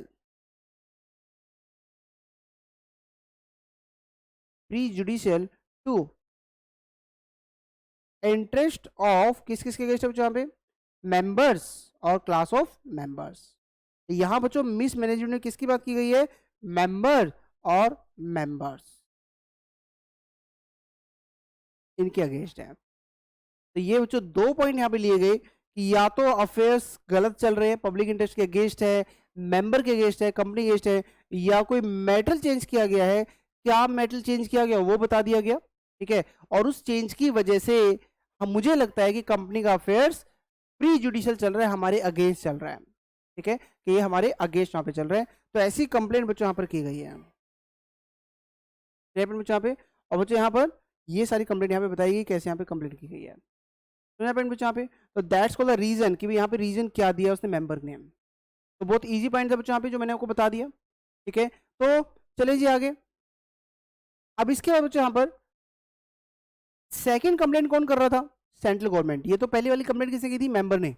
अभी इसमें वर्किंग नोट में एक 244 सेक्शन और बताऊंगा आपको कि कम से कम कितने मेंबर होने चाहिए जो अप्लाई करेंगे, ठीक है। तो ये हमने एनसीएलटी को अप्लाई कर दिया, रीजन बता दिया, और नंबर ऑफ मेंबर हम बाद में पढ़ने वाले हैं कि इसमें क्या क्या चीज आपके आएंगे, ठीक है। तो फिलहाल हम बच्चों सेंट्रल गवर्नमेंट का पढ़ते हैं। सेंट्रल गवर्नमेंट क्या कह रहा है, सेंट्रल गवर्नमेंट भी तो कहेगा ना कुछ ना कुछ। तो सेंट्रल गवर्नमेंट बच्चों यहाँ पे क्या कह रहे हैं, तो सेंट्रल गवर्नमेंट बच्चों यहाँ पे कह रहे हैं कि सर जो कंपनी काम कर रही है ना उसके ओपिनियन में क्या कहा गया, इस केस में सेंट्रल गवर्नमेंट ने क्या ओपिनियन दिया। तो यहां बच्चों ये ओपिनियन दे रहा है कि सर जो कंपनी का जो अफेयर्स है ना, अफेयर्स ऑफ द कंपनी वो प्री जुडिशियल है, कंपनी इस तरीके से काम कर रही है, इस तरीके से काम कर रही है जो प्री जुडिशियल जा रहा है to the interest of public.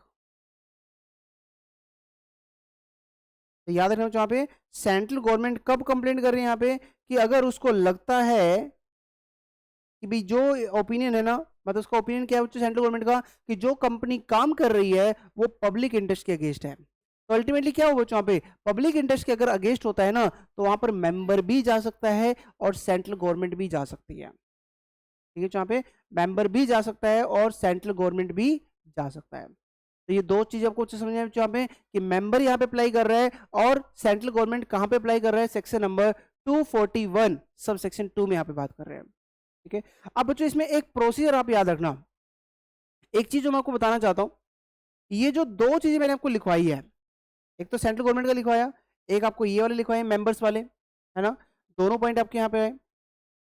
ये बच्चों यहाँ पर प्रोसेस किए जाएंगे in the same manner,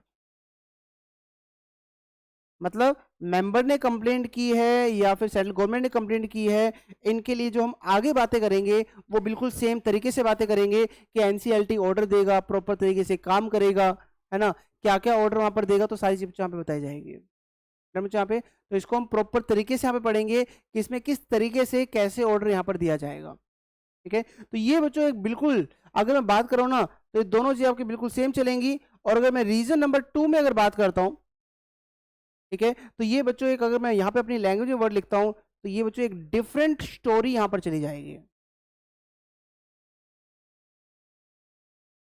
different story जो बाद में बच्चों ऐड की गई थी, तो डिफरेंट स्टोरी है जो आपको फॉलो करनी है। ठीक है, यहाँ पे तो मैंने वर्ड देखो यहाँ पे क्या लिखा यहाँ पे, सीजी रीजन दे रहा है तो 241 2 में अगर देगा तो वो तो सिंपल थिंग है, 241 1 में मेंबर्स दे रहे हैं, 241 2 में सेंट्रल गवर्नमेंट यहाँ पे एप्लीकेशन दे रहा है, दोनों के लिए सेम ऑर्डर वहां पर आएगा, सेम तरीके से उसको फॉलो किया जाएगा।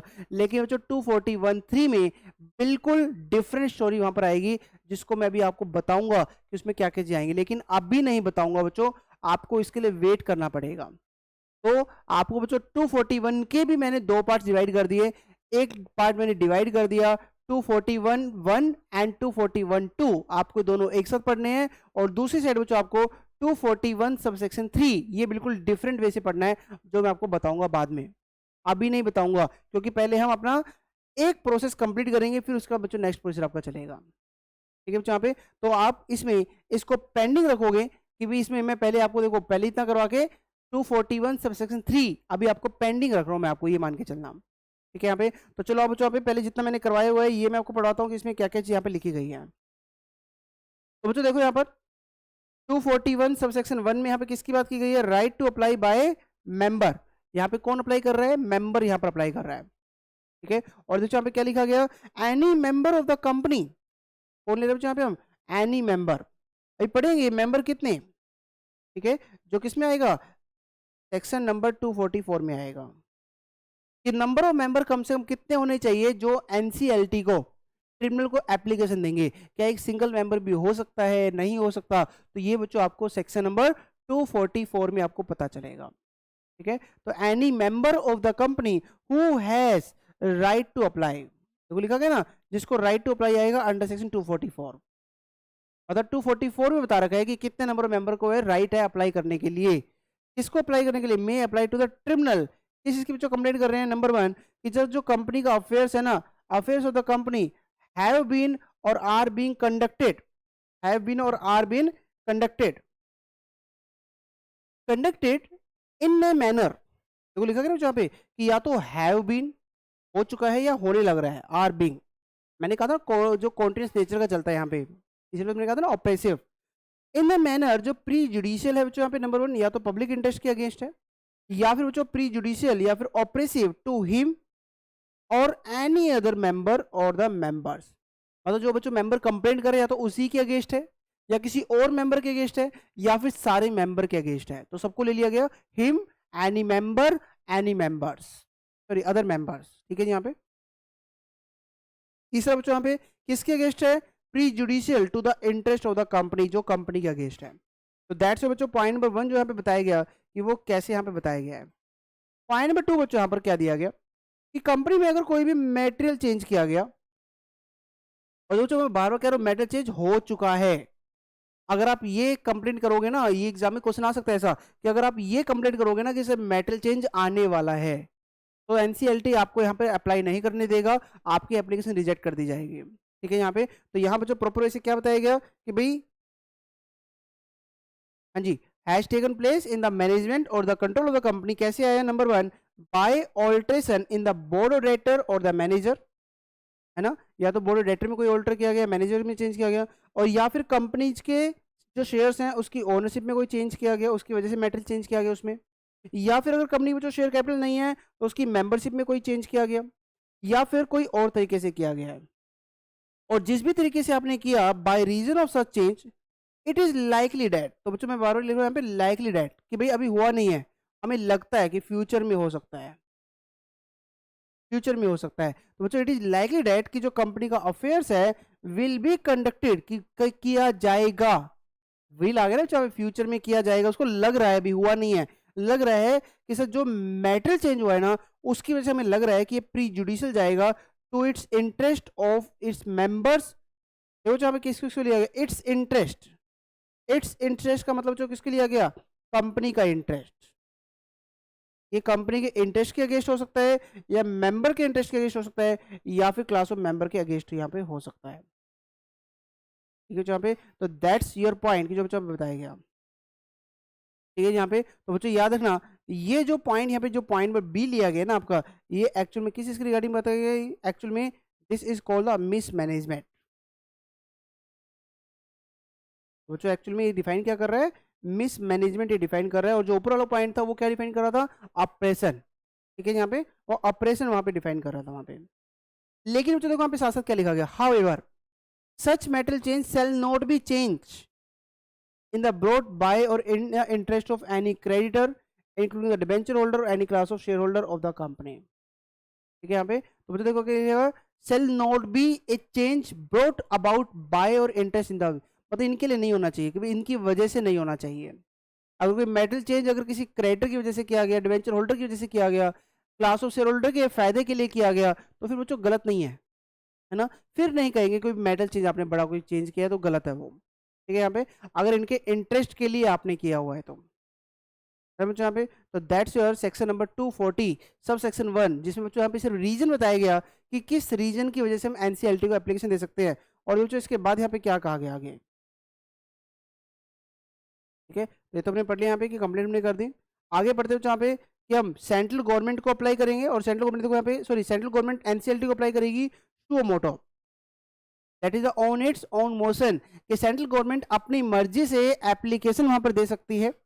ठीक है, देखो यहाँ पे क्या लिखा गया यहाँ पे, central government if it is of the opinion that, अगर सेंट्रल गवर्नमेंट का ओपिनियन क्या है, और सेम थिंग जो पॉइंट में लिया गया था, affairs of the company are being conducted in a manner जो प्री जुडिशियल है, किसके प्री जुडिशियल बच्चों यहाँ पे, पब्लिक इंटरेस्ट के, तो it may itself apply to the tribunal for an order under this chapter.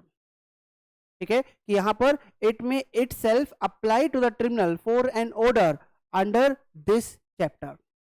तो बच्चों सेक्शन नंबर 241 में आपके 3 सब सेक्शन यहां पर आते हैं, 241(1), 241(2), 241(3). 3 मैं अभी नहीं करवा रहा हूं, बार बार कह रहा हूं, 3 आपका मैं एक अलग टॉपिक लेके चलूंगा, उसको हम लेके चलेंगे, अभी जो हमारा मेन कॉमन प्रोसीजर है उसको हम लेकर चल रहे हैं। ठीक है यहाँ पे, तो एनसीएलटी को ऑपरेसिव एंड द मिसमैनेजमेंट के लिए यहाँ पर कंप्लेंट आई है, या तो मेंबर की तरफ से कंप्लेंट आई है, या फिर सेंट्रल गवर्नमेंट की तरफ से बच्चों वहाँ पे कंप्लेंट आई है। तो पहले आपको बस इतना इसमें अंदर फॉलो करना है, और मैं बार बार कह रहा हूँ अभी 241(3), 4 एंड 5, बच्चों 4, 5 मैंने इसलिए नहीं बताया क्योंकि वो भी 241(3) के साथ आपका अटैच रहेगा। ठीक है, तो देखो यहाँ पर रिमेनिंग जो बच्चों अभी इसके अंदर रह गया ना 243, ठीक है, 4 एंड 5, देखो मैंने इसके साथ ही यहाँ पे लिखा हुआ है दैट द 4 एंड 5, तो इसी का ही पार्ट है, तो मैं इसको अलग से डिफाइन नहीं करूंगा। तो ये बच्चों यहाँ पर, ठीक है, इसके साथ आप भी बच्चों नोट्स में लिख लेना, this is the different story, याद रहेगा ना एग्जाम के लिए, डिफरेंट स्टोरी।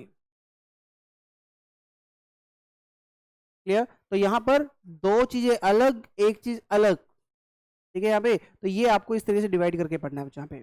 तो ये डिफरेंट स्टोरी क्या है, जब आपका टॉपिक आएगा तो मैं आपको बताऊंगा, अभी गलती मत करना, अगर आपने यहाँ पे 3 पढ़ लिया तो आगे कंफ्यूज होते चले जाओगे आप। ठीक है, तो जिस पैटर्न में आपको करवाने वाला हूँ उसी पैटर्न में आपको फॉलो करना है। तो बच्चों यहाँ पर ये तो हमने फॉलो कर लिया। अब मेन यहाँ पर आता है कि भाई याद है अभी 241 में मेंबर वहां पे अप्लाई कर रहे थे, ठीक है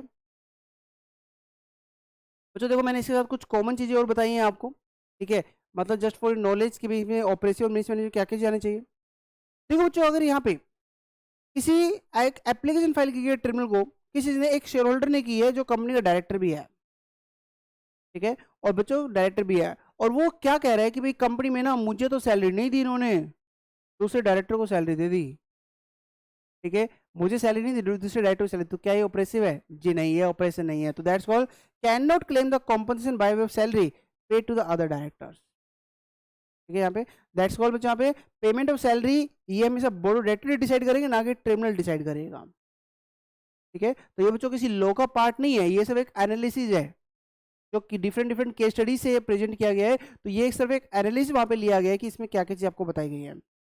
failure to declare the dividend, company dividend नहीं दे रही है तो कोई बात नहीं भाई, तो ये ऑपरेशन नहीं है, मर्जी है ना कंपनी की। नेक्स्ट को यहाँ पे नेक्स्ट में यहाँ पे पेटिशंस का एक लीगल हेयर भी फाइल कर सकता है क्या? यस कर सकता है। देखो क्या लिखा गया, उसको भी राइट है, इवन उसका नाम रजिस्टर मेंबर में लिखा है नहीं लिखा है कोई फर्क नहीं पड़ेगा, तो वो भी बच्चों वहां पर कंप्लेंट कर सकता है, कोई प्रॉब्लम वहां पर नहीं आएगी, ठीक है। तो दैट्स द पॉइंट जहाँ पे जो बताया गया है कि इसमें क्या क्या चीजें आएंगी, तो ये आप तो रीड कर सकते हो, ठीक है, बहुत इजी है। मेन जो बच्चों यहाँ पर आपको जो प्रोसीजर चल रहा है 241 एंड 2 का, तो यहाँ पर उसी के रिगार्डिंग हम बात कर रहे हैं। और द नेक्स्ट पॉइंट बच्चों यहाँ पे क्या आ रहा है आपका, that's called the 244 right to apply under section 241। बच्चों यहाँ पे मैं इसको थोड़ा सा करेक्ट कर देता हूँ एक तरह से, है तो ऐसे 241, लेकिन देखो मैंने इसके साथ साथ में करेक्ट किया क्या, अंडर सेक्शन 241 सब सेक्शन 1। याद है वहां पे जो मेंबर अप्लाई कर रहे थे, तो मेंबर कितने होने चाहिए, तो मैंने कहा था वहां पे क्या कि वहां पर 244 के अकॉर्डिंग हम वहां पे रिक्वायरमेंट देखेंगे कि क्या क्या रिक्वायरमेंट वहां पे बताई गई है, ठीक है। तो बच्चों देखो इसमें किस तरीके से प्रोविजन दिया गया है, थोड़ा सा इसको समझने की कोशिश करना कि कैसे यहाँ पे बताया गया। तो सबसे पहले बच्चों यहाँ पे मैंने स्टोरी नंबर 1 लिया है, और स्टोरी नंबर 1 में बच्चों यहाँ पे किस चीज की बात की गई है, that's called the operation and the mismanagement, operation and mismanagement.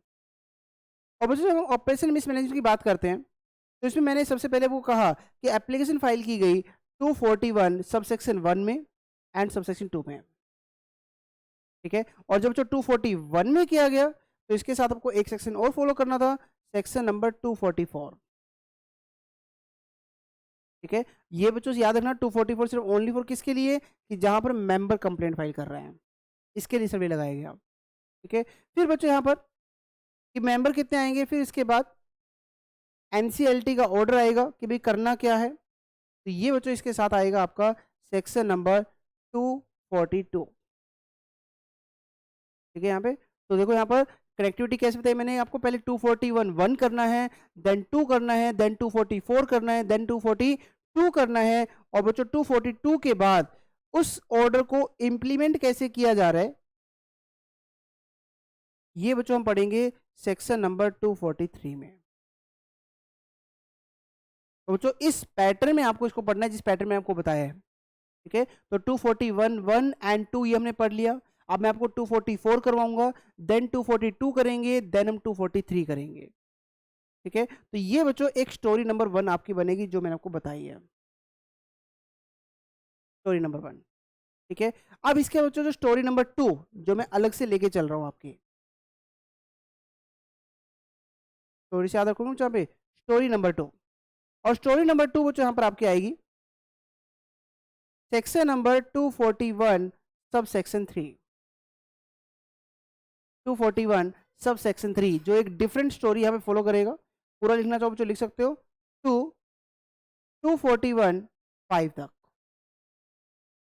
ठीक है। प्लस खाली से काम नहीं चलेगा बच्चों, यहाँ पे साथ में और क्या चीजें फॉलो करनी पड़ेंगी, ठीक है। प्लस बच्चों इसके साथ में आपका जो यहाँ पर आएगा ऑर्डर भी तो आएगा ना गवर्नमेंट का एनसीएलटी का, तो बच्चों इसमें भी 242 लगेगा, लेकिन सब सेक्शन 4A यहाँ पर हम एप्लीकेबल करेंगे, 4A, ठीक है। एंड प्लस इसके साथ बच्चों जो स्टोरी यहाँ पर और आएगी, प्लस 243 अब 243 दोनों में हो रहा है बच्चों, मतलब 243 और 242 भी डिवाइड हो जाएंगे आगे। 243 1A एंड 1B।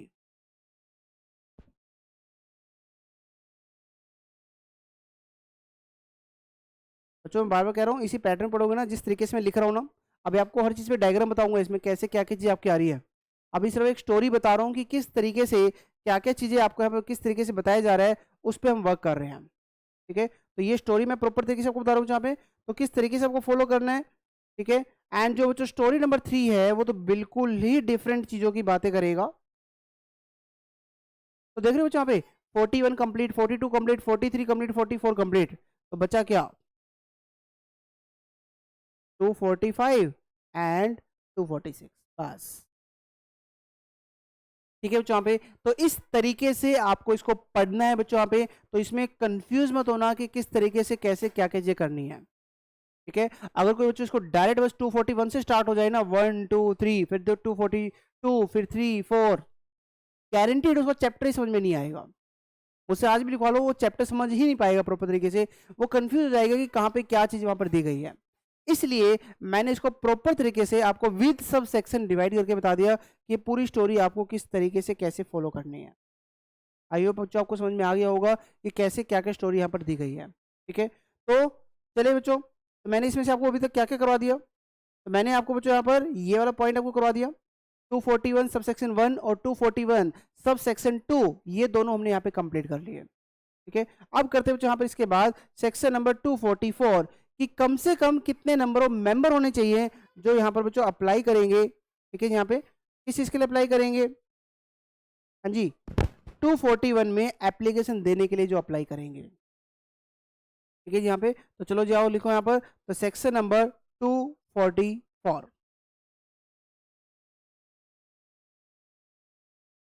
और 244 का बच्चों जो हेडिंग आएगा कि राइट टू अप्लाई, अभी पढ़ा था ना वर्ड आपने, right to apply under section 241, अंडर सेक्शन 241। तो दैट्स योर पॉइंट यहाँ पे, right to apply under section 241। और बच्चों यहाँ पे ऑब्वियस है, मैंने आपको बताया था ना, इसमें किस चीज की बात कर रहा है, नंबर ऑफ मेंबर्स कम से कम कितने होने चाहिए। ठीक है, तो how many number of members to apply for application, for application under section 241, कि कम से कम कितने नंबर ऑफ मेंबर बच्चों वहां पे होने चाहिए जो अंडर सेक्शन 241 वहां पे एप्लीकेशन देंगे। ठीक है, और बच्चों यहाँ पर जो एप्लीकेशन देंगे, तो इस चीज के रिगार्डिंग यहाँ पे दो तरह की कंपनी ले लेते हैं। या तो बच्चों वो कंपनी कौन सी है, that's called the company having share capital,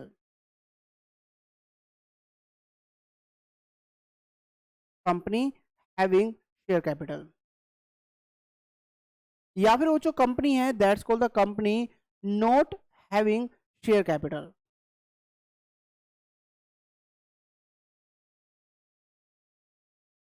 तो दो तरह की कंपनी बच्चों पे ले ली मैंने, या तो कंपनी होगी हैविंग शेयर कैपिटल या फिर नॉट हैविंग शेयर कैपिटल। ठीक है, अब बच्चों यहाँ पर देखो कंपनी हैविंग शेयर कैपिटल में कितने नंबर ऑफ मेंबर होने चाहिए, तो उन्होंने कहा भी आप एक काम करो, दो कंडीशन बता दी।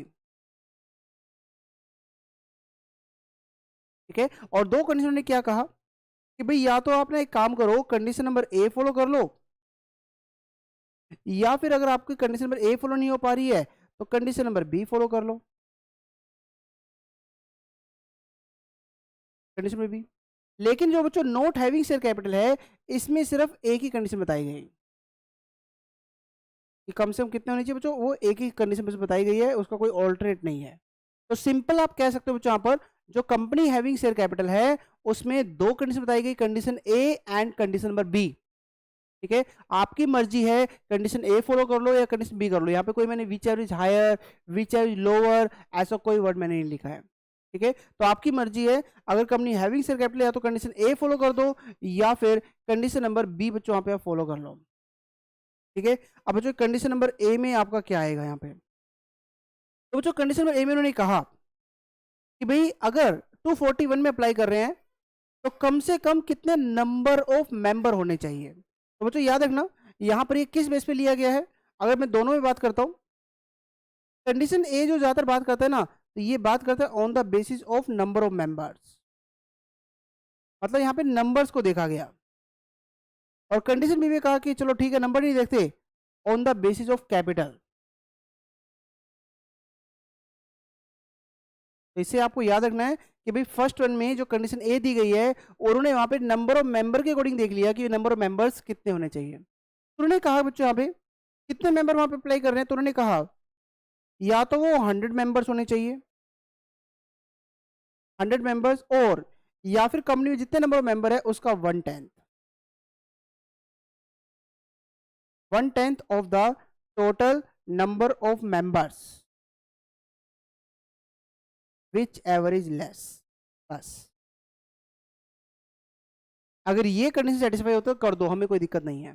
या तो 100 मेंबर्स या फिर 1/10 of the total number of members जितने कंपनी के अंदर है, विच एवरेज लेस। ठीक है, बस उसको चेक कर लो बच्चों यहाँ पे, विच एवरेज लेस। ठीक है, यहाँ पे कि जितना आएगा उतना आपको फॉलो कर लेना है बस। ठीक है, फिर आपको अगर ये सेटिस्फाई होगी फर्स्ट कंडीशन, तो ठीक है, आपकी एप्लीकेशन एनसीएलटी एक्सेप्ट कर लेगा।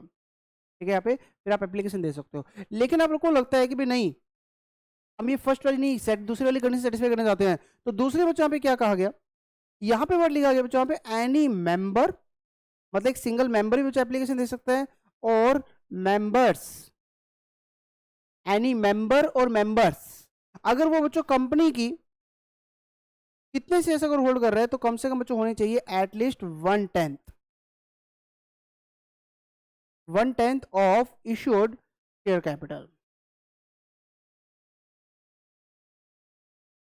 ठीक है, यहाँ पे तो बच्चों अगर वो कितना होल्ड कर रहे हैं, at least 1/10 of the issued share capital.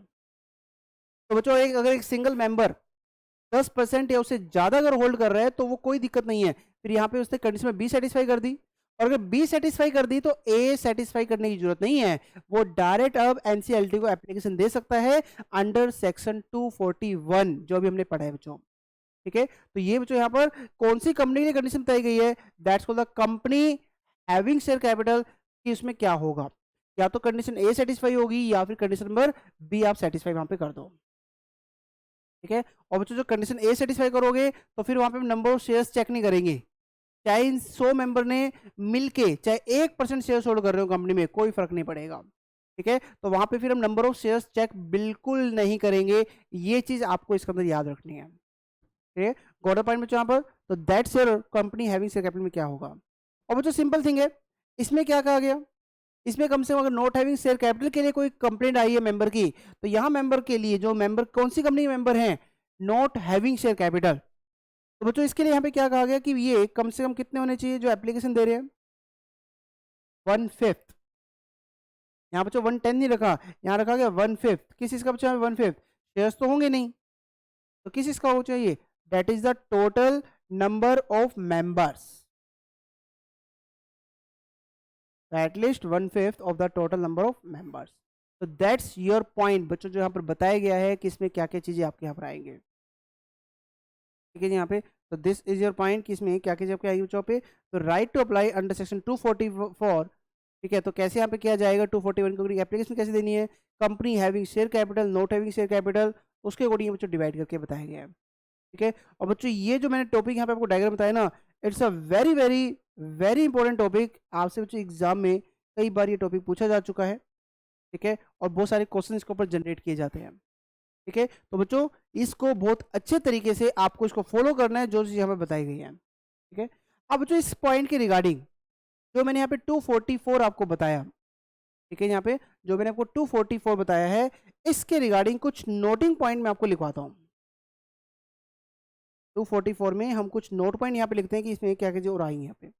अब बच्चों यहाँ पे याद रखना, ये जो हमने बात की ना कंपनी हैविंग शेयर कैपिटल में कि भाई 1/10 शेयर्स होने चाहिए, तो याद रखना बच्चों यहाँ पे कंपनी ने ना कॉल मनी मंगवाई थी, कंपनी ने कॉल मनी मंगवाई थी, लेकिन उस मेंबर ने कॉल मनी पे नहीं की थी। तो याद रखना बच्चों यहाँ पे जिस मेंबर ने कॉल मनी पे नहीं किया ना, तो उसको कोई राइट नहीं है कि वो 241 में एप्लीकेशन दे दे। ठीक है, तो उसको पहले जितने भी उसके ड्यूज है ना, इस तरह के कॉल्स के, मनी के, या कोई भी उस शेयर्स पर कोई भी ड्यूज है, तो वो उसको क्लियर करना पड़ेगा अगर वो 241 में एप्लीकेशन देना चाहता है तो। ठीक है बच्चों यहाँ पे। तो दैट्स योर पॉइंट। तो सिंपल याद रखना यहाँ पे, मैं किस मेंबर की बात कर रहा हूं, जिस मेंबर के कॉल इन अरियर्स चल रहा है, जिसने कॉल का अमाउंट पे नहीं किया। तो याद रखना यहाँ पे कि ऐसा पर्सन साइन नहीं करेगा, note sign on complaint. This is the note number 1 यहाँ पे। तो यहाँ पे जो भी नंबर ऑफ मेंबर लिया जाएगा, अगर किसी की कॉल ड्यू है तो फिर बच्चों उसको यहाँ पर वो साइन नहीं कर सकता, उसको काउंट नहीं किया जाएगा यहाँ पे, ठीक है। यहाँ पे तो हम उसको काउंट नहीं करेंगे। एंड पॉइंट नंबर बी बच्चों यहाँ पे क्या कहा गया, पॉइंट नंबर 2 यहाँ पर ले लेते हैं। और देखो बच्चों पॉइंट नंबर 2 में यहाँ पे क्या कहा गया, ध्यान सुना पॉइंट, कि जो हमने कंडीशन बच्चों ऊपर पढ़ी है ना, ये चलो एक काम करते हैं, मैं यहीं पे इसको पॉइंट बता देता हूँ, ठीक है। इसके साथ ही मेरे पे लिख लेते हैं। तो बच्चों मैंने यहाँ पे 3 कंडीशन आपको बताई है, ये बताया ना मैंने वो तीनों कंडीशन, ठीक है। कि या तो कंपनी हैविंग शेयर कैपिटल, तो ये कंडीशन सेटिस्फाई करनी है, कंडीशन बी है तो ये सेटिस्फाई करनी है।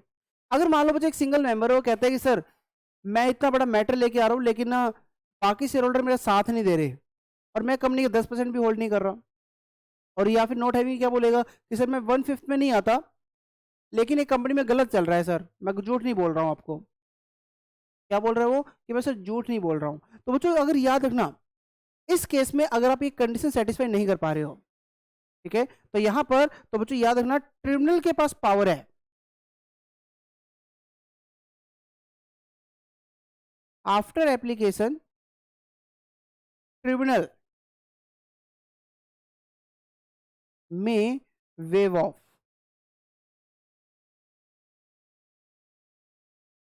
Wave of above condition. Tribunal बच्चों यहां पे मना कर सकता है, चलो ठीक है जी, कोई बात नहीं, कोई फर्क नहीं पड़ता, कोई फर्क नहीं पड़ता कि भाई ना आप कंडीशन ए फॉलो करो, ना कंडीशन बी फॉलो करो, ना आप उसमें नोट हैविंग है तो वो भी फॉलो मत करो, ठीक है। आपकी फिर भी मैं कंप्लेंट को रजिस्टर कर रहा हूँ, क्योंकि आप एक जेन्युइन पर्सन हो, आपने एक कंप्लेंट वहां पे की है। तो याद रखना यहाँ पे ये फुल्ली डिस्क्रिएशन बेस पे रहेगा, वॉलेंट्री रहेगा एनसीएलटी के हाथ में, कि एनसीएलटी वहां पर क्या डिसीजन वहां पर लेता है, ठीक है। तो जो भी बच्चों वहां पर एनसीएलटी डिसीजन लेगा, वही डिसीजन वहां पे लिया जाएगा कि भाई आपको वो कंडीशन पर सेटिस्फाई करनी है या नहीं करनी है, वो यहाँ पे बताया जाएगा। आई होप बच्चों आपको समझ में आ रहा होगा इसमें क्या क्या चीज आपको यहाँ पे बताई जा रही है, ठीक है। तो दैट्स पॉइंट बच्चों यहाँ पर कि जो ऊपर वाली कंडीशन है, एनसीएलटी चाहे तो ये कंडीशंस को माफ कर सकता है कि मैं हम आप ये कंडीशन सेटिस्फाई मत करो, और फिर भी आप 241 में एप्लीकेशन दे सकते हो, ठीक है। यहाँ पे तो 241 में एप्लीकेशन दे सकते हो। पॉइंट नंबर 2 बच्चों यहाँ पर और क्या कहा गया यहाँ पे, तो बच्चों पॉइंट नंबर 2 यहाँ पे आता है कि दैट इज कि अगर मान लो बच्चों एप्लीकेशन दी जा रही है ज्वाइंट होल्डर्स की तरफ से, ज्वाइंट होल्डर्स, अब मान लो बच्चों वो ज्वाइंट होल्डर 2 3 4 5 10, जितने मर्जी ज्वाइंट होल्डर हो सकते हैं। तो बच्चों याद रखना, जब मैं इस पेटिशन के पर्पज के लिए बात करूंगा ना, तो इसको सबको 10, अगर 10 के 10 नहीं माना जाएगा, शेल बी काउंटेड एज 1। अगर ज्वाइंट होल्डर मिलके एप्लीकेशन फाइल कर रहे हैं, तो उसको हम जितने नंबर है मेंबर है उसको नहीं मानेंगे, उसको 1 मान के चलेंगे। अगर बच्चों 5 ज्वाइंट होल्डर अगर मिलके कर रहे हैं, तो उनको 5 नहीं, उनको 1 वहां पर काउंट किया जाएगा, और उसके अकॉर्डिंग वहां पर उसको फॉलो किया जाएगा, वहां पे उसको बताया जाएगा। तो that's your point rule number 2 बच्चों यहाँ पर, कि जो ऊपर जो अप्लाई कर रहे हैं तो उस चीज के रिगार्डिंग बता रहे हैं कि यहाँ पर अगर कोई ज्वाइंट होल्डर एप्लीकेशन दे रहा है, तो उसको नंबर ऑफ मेंबर से जितने मर्जी हो उसके अंदर, चाहे 5 ज्वाइंट होल्डर हैं चाहे 6 हैं, तो उसको 6 ज्वाइंट होल्डर नहीं, उसको 1 मान के वहां पर एप्लीकेशन में माना जाएगा, ठीक है। तो उसको उस पर्पज के लिए सिर्फ एक ही वहां पर ट्रीट किया जाएगा। तो दैट्स योर पॉइंट जो बच्चों यहाँ पे बताया गया है, ठीक है। तीसरा पॉइंट बच्चों यहाँ पर, तीसरा नोट यहाँ पे ध्यान सुना, तीसरा नोट क्या है, बहुत इजी पॉइंट है बच्चों, ध्यान सुना इसके अंदर क्या चीज आपकी आती है। बच्चों एक कंपनी है, एक एक्स लिमिटेड कंपनी है, ठीक है। इसको एग्जांपल से समझना बच्चों यहाँ पे, एक एक्स लिमिटेड कंपनी है बच्चों यहाँ पे, और ये जो मैटर, ये जो अफेयर्स कंडक्ट कर रही थी, वो प्री जुडिशियल था, prejudicial to the interest of the company, company के अगेंस्ट था। एक पर्सन बच्चों यहाँ पे कंपनी का मिस्टर एक्स एक पर्सन है, मिस्टर एक्स, ठीक है। और ये पर्सन बच्चों अकेला कंपनी के 10% शेयर्स होल्ड करता है, 10% ये शेयर्स कंपनी के होल्ड करता है।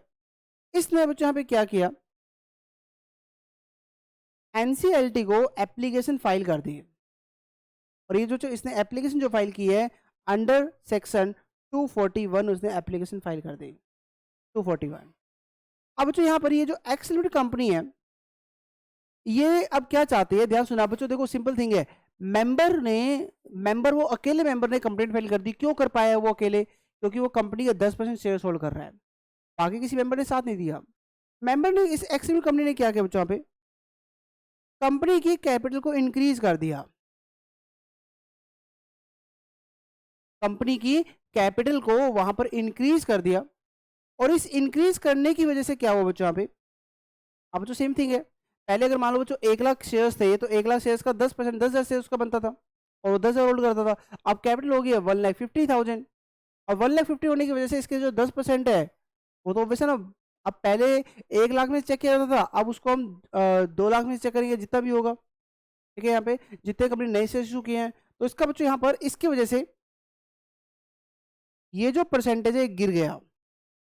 लेस बच्चों का क्या मतलब हुआ, डिक्रीज हो गया। ठीक है, यहाँ पे डिक्रीज हो गया। अब बच्चों यहाँ पे ना ये एक्स, मिस्टर एक्स एनसीएलटी को कह रहा है कि सर ये, मैं हिंदी में लिख रहा हूँ यहाँ पे, ये सर पता है क्या है, सोची समझी साजिश है, कि ताकि मैं कंप्लेंट ना कर पाऊं, मेरे शेयर्स 10% से कम हो जाएं, मेरे शेयर्स 10% से कम हो जाएं। इस चीज के लिए इन्होंने जानबूझ के नई कैपिटल इशू किया, और उस नई कैपिटल के इशू होने की वजह से मेरा जो 10% वाला शेयर्स था वो अब 10% नहीं रहा, वो कम हो गया है, क्योंकि टोटल कैपिटल वहां पे इंक्रीज हो गए।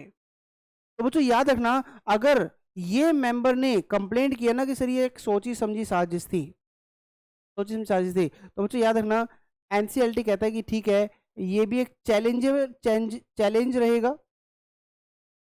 ठीक है, आप इसके लिए भी यहाँ पर सेक्शन 241 में आ सकते हो। ठीक है, तो बच्चों अल्टीमेटली यहाँ पर हम सिंपल क्या कहेंगे पॉइंट नंबर 3 में, कि एक चैलेंजिंग एक्शन की यहाँ पे बात की जा रही है, और वो क्या है कि आपने जानबूझ के कंपनी ने क्या किया, नंबर ऑफ शेयर्स इशू किया, जिसकी वजह से एक नंबर ऑफ मेंबर्स के, एक मेंबर जो कंप्लेन कर रहा है उसके नंबर ऑफ शेयर्स गिर गए। तो एनसीएलटी कहते हैं कोई दिक्कत नहीं है, हम देख लेंगे। ठीक है, तो ये वाला भी चैलेंज यहाँ पर बच्चों हो सकता है। This is your point number 3 जो यहाँ पर बताया गया है, this is the rule number 3। ठीक है, यहाँ पे दैट्स योर पॉइंट जो बच्चों बताया गया यहाँ पे। पॉइंट नंबर 4 बच्चों, यहाँ पर पॉइंट नंबर 4। अब पॉइंट नंबर 4 में बच्चों यहाँ पे same thing, 100 members, 100 members NCLT को एप्लीकेशन दे रहे हैं।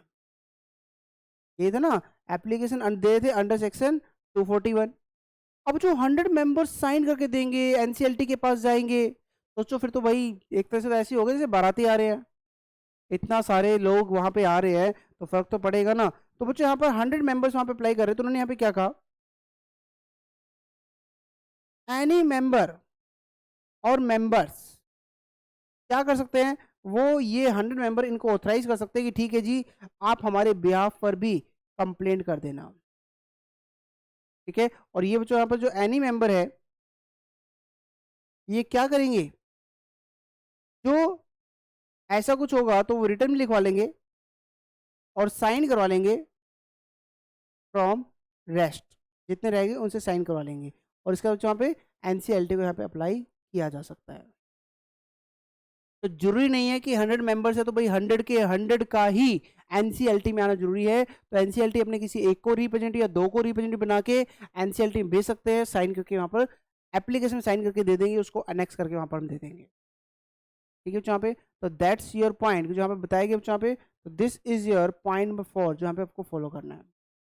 तो ये था बच्चों हमारा सेक्शन नंबर 244 कि 244 में क्या क्या चीजें यहाँ पर आपकी आती हैं। ठीक है यहाँ पे, तो 244 मैंने आपको करवा दिया बच्चों यहाँ पे, जो आपको यहाँ पे फॉलो करना है। ठीक है बच्चों यहाँ पे, तो क्या क्या पढ़ा बच्चों, आप एक बार और रिवाइज कर लेते हैं। सबसे पहले मैंने कहा बच्चों यहाँ पे, कंपनी अगर हैविंग शेयर कैपिटल है तो या तो कंडीशन ए फॉलो कर लो या कंडीशन नंबर बी फॉलो कर लो। कंडीशन ए क्या कहता है कि दैट इज कि भाई, कंडीशन ए में क्या लिखा गया, 100 मेंबर्स या फिर 1/10 of the total number of members which ever is less. ठीक है, कि वो अप्लाई कर सकते हैं। और कंपनी हाँ जी, हैविंग शेयर कैपिटल में कंडीशन में बी कि भाई अगर एक मेंबर या मेंबर्स कंपनी के अगर वो 1/10 अगर शेयर होल्ड कर रहे हैं तो भी उसकी कंप्लेंट एक्सेप्ट की जाएगी, ठीक है। और अगर नॉट हैविंग शेयर कैपिटल है तो 1/5 of the total number of members वहां पर बच्चों इसको लिया जाएगा, तो उस चीज के रिगार्डिंग वो वहां पे बता रहा है, ठीक है। आई होप आपको समझ में आ रहा होगा बच्चों यहाँ पे कि हमने क्या यहाँ पे फॉलो किया है। एंड देन ट्रिब्यूनल अगर चाहे तो एनसीएलटी अगर चाहे तो उसको माफ कर सकता है कि ठीक है जी आपको कंडीशन फॉलो करने की रिक्वायरमेंट नहीं है, ये वहां पे कहा जा सकता है, ठीक है। And then some extra point जो मैंने आपको बता दिया बच्चों यहाँ पर, ठीक है। यहाँ पे तो बच्चों आपको प्रोसेस समझ में आ रहा है ना कैसे चल रहा है, मैंने आपको लिखवाया अभी आपको, तो देखो यहाँ पर तो मैंने आपको 241 सब सेक्शन 1 और 2 यहाँ पे फॉलो हो गया, ठीक है। देन हमने 244 भी यहाँ पे पढ़ लिया कि क्या क्या चीज यहाँ पे बताई गई है। अब इसके बाद जो बच्चों हम यहाँ पे पढ़ेंगे that is the section number 242 and section number 243, ठीक है, जो यहाँ पर प्रॉपर तरीके से फॉलो करेंगे कि भाई अब वहां पे बच्चों एप्लीकेशन आ चुकी है तो एनसीएलटी का ऑर्डर क्या रहेगा, किस तरीके से रहेगा, वो सब आपको यहाँ पर बताया जाएगा, ठीक है। यहाँ पे एनसीएलटी किस तरीके से कैसे ऑर्डर बच्चों वहां पर देगा उसके बारे में यहाँ पे बता रहा है, ठीक है। तो हम क्या पढ़ने वाले बच्चों यहाँ पे 242 सेक्शन में पढ़ेंगे एनसीएलटी ऑर्डर, लेकिन उससे पहले बच्चों एक बार जो सेक्शन नंबर 244 आपके नोट्स में कैसे दिया गया है उसको प्रॉपर तरीके से हम पढ़ लेते हैं, ठीक है। यहाँ पे तो चलो जी आ जाओ, तो 244 तो हेडिंग क्या दिया है बच्चों पे, right to apply under section 241 कि वहां पे कैसे अप्लाई करना है, ठीक है, वहां कैसे अप्लाई करना है। तो देखो बच्चों यहाँ पे इन्होंने क्या बताया, द मेंबर्स की बात करें ना यहाँ पे बच्चों, ऑब्वियस है members having the right to apply, तो कितने नंबर ऑफ मेंबर होने चाहिए बच्चों, देखो यहाँ पे सबसे पहले लिया जी in case of having share capital, और in case of having share capital को मैंने दो पार्ट में बच्चों डिवाइड कर दिया। फर्स्ट वन जो ये फर्स्ट 2 पॉइंट में जो यहाँ पे लिखे गए this call the condition number A, इसको आप किस तरीके से पढ़ोगे यहाँ पे, this is the condition number A, और ये जो बच्चों सेकंड पॉइंट यहाँ पर लिया गया है this is the condition number B. Notes के अकॉर्डिंग लिख रहा हूँ बच्चों यहाँ पे, एग्जाम में मत लिख के आ जाना कंडीशन ए कंडीशन बी, ये याद करने के पॉइंट ऑफ व्यू से मैं आपको लिखा रहा हूँ कि condition A and condition B. तो कंडीशन ए क्या थी बच्चों यहाँ पे कि not less than 100 member of the company और not less than the 1/10 of the total number of its members. यहाँ गलती मत करना बच्चों, यहाँ पे जो फर्स्ट वन है उसमें नंबर ऑफ मेंबर्स का 1/10 ले रहा हूं मैं, शेयर्स की बात नहीं कर रहा हूं उसके अंदर। तो 100 मेंबर या फिर 1/10 of the total number of members which average less, and second बच्चों यहाँ पे सेकंड में मैं शेयर्स की बात कर रहा हूँ, सेकंड में मैं नंबर ऑफ मेंबर्स की बात नहीं कर रहा हूँ, ठीक है। तो एनी मेंबर और the members holding not less then 1/10 of the issued share capital of the company, जो कंपनी जो कितनी होल्ड कर रहे हैं 1/10 इशूड शेयर कैपिटल होल्ड करते हैं, subject to the condition, condition क्या बताई थी बच्चों मैंने आपको कि भाई कॉल इन अरियर नहीं होना चाहिए, देखो यहाँ पे वही लिखा गया, subject to the condition that कि applicant or applicants has or have paid all calls, या फिर कोई और सम ड्यू है तो वो सारा पे कर चुके हैं उन शेयर्स पे, जो भी अमाउंट उनका ड्यू रहता है वो वहां पर पे कर चुके हो, ऐसा वहां पे होना चाहिए, ठीक है यहाँ पे। तो दैट्स योर पॉइंट कि जो हमें बताया गया है कि applicant has or have paid all calls और the other sums due on his और देयर शेयर्स, तो दैट्स योर पॉइंट जो यहाँ पे बताया गया है। और बच्चों next one not having share capital है तो that is the not less than the 1/5 of the total number of its members, तो 1/5 of the total number of member वहां पे लिया जाएगा। और आगे क्या बताया था नोट में कि ट्रिब्यूनल अगर चाहे तो माफ कर सकता है, तो अल्टीमेटली इसका हेडिंग क्या है यहाँ पे, दैट इज द वेव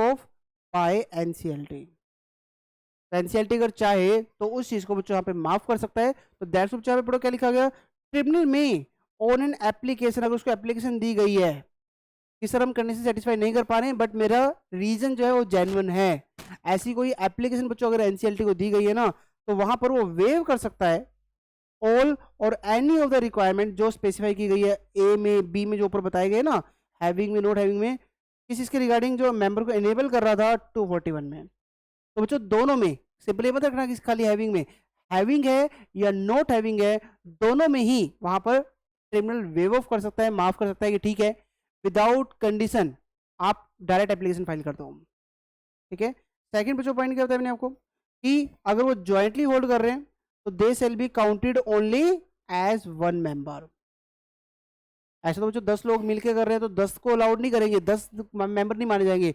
वो मेंबर के पर्पज के लिए सिर्फ एक मेंबर वहां पे काउंट किया जाएगा, दैट्स योर पॉइंट। और क्या बच्चों बताया बच्चों मैंने यहाँ पे कि अगर कोई बच्चों यहाँ पर एप्लीकेशन देते हैं और एक से ज्यादा मेंबर अगर वहां पर है तो मिलके वो एप्लीकेशन दे सकते हैं ना, तो एनी वन और more of them have obtain the consent, अगर वो कंसेंट ले चुके in writing of the rest, बाकी ने कंसेंट दे दिया कि ठीक है जी हमारी कंसेंट है, आप अप्लाई कर दो, तो वो फिर एप्लीकेशन दे सकते हैं, application on the behalf and for the benefit of all of them, तो सबके बेनिफिट के लिए वहां पर ये किया जा सकता है, दैट्स योर पॉइंट बच्चों यहाँ पर। ठीक है, और मैंने कुछ बच्चों यहाँ पे नोटिंग पॉइंट आपको बताए। पहला पॉइंट बच्चों फर्स्ट पॉइंट क्या बताया मैंने आपको, वही याद है कि अगर वो रिड्यूस कर दिया गया है बिलो 10, और कैसे भी रिड्यूस हो बच्चों पे, due to the fresh issue allotment of shares, अभी मैंने एग्जांपल लिया था नोट में आपको, और इसी चीज को बच्चों कोर्ट में चैलेंज कर दिया गया एज ए ऑपरेसिव, सर ये जानबूझ के कंपनी कर रही है। ठीक है, तो बच्चों याद रखना, maintainability of the petitions would be reduce after determining the validity of the issue allotment, but petition जो रहेगी ना जो मेंटेनेबल रहेगी, जो पेटिशन रहेगी ना पे, चलो ठीक है जी, जो आपने कहा इस अलॉटमेंट के बाद आपके जो शेयर्स है ना वो रिड्यूस हो गए, है ना, ठीक है जी कोई बात नहीं, लेकिन पेटिशन फिर भी मेंटेनेबल रहेगी, एंड पेटिशियर जिसने कंप्लेंट की है जिस मेंबर ने, shall be entitle to the relief, उसको रिलीफ तो मिलेगा मिलेगा बच्चों पे, shall be entitle to relief. And second बच्चों पे एनसीएलटी कहेगा भाई ये कैसे प्रूव करोगे कि आप कंपनी के मेंबर हो, कोई है आपके पास प्रूफ, बताओ कोई प्रूफ है तो उन्होंने कहा सर है मेरे पास प्रूफ है, तो देखो यहाँ पे क्या लिखा गया, एक प्रूफ देना बहुत जरूरी है बच्चों पे, requirement of the share holding up to the prescribe percentage is mandatory, और कैसे प्रूव करोगे आप, पोजीशन ऑफ शेयर सर्टिफिकेट, अगर आप उस टाइम पे कंपनी का अगर शेयर सर्टिफिकेट अगर आप ले रहे हो ना, तो ये अपने आप में एक प्रूफ है कि आपने कंपनी के शेयर्स आपने होल्ड किए हुए हैं, ठीक है यहाँ पे, तो दैट्स कॉल्ड बच्चों यहाँ पे, तो यही अपने आप में क्या माना जाएगा, प्राइमा फेसी प्रूफ माना जाएगा कि पेटिशन क्या है, प्रॉपर एक कंपनी का शेयर होल्डर है, ठीक है यहाँ पे कि पेटिशन जो है वो कंपनी का वाकई शेयर होल्डर है, ठीक है यहाँ पे।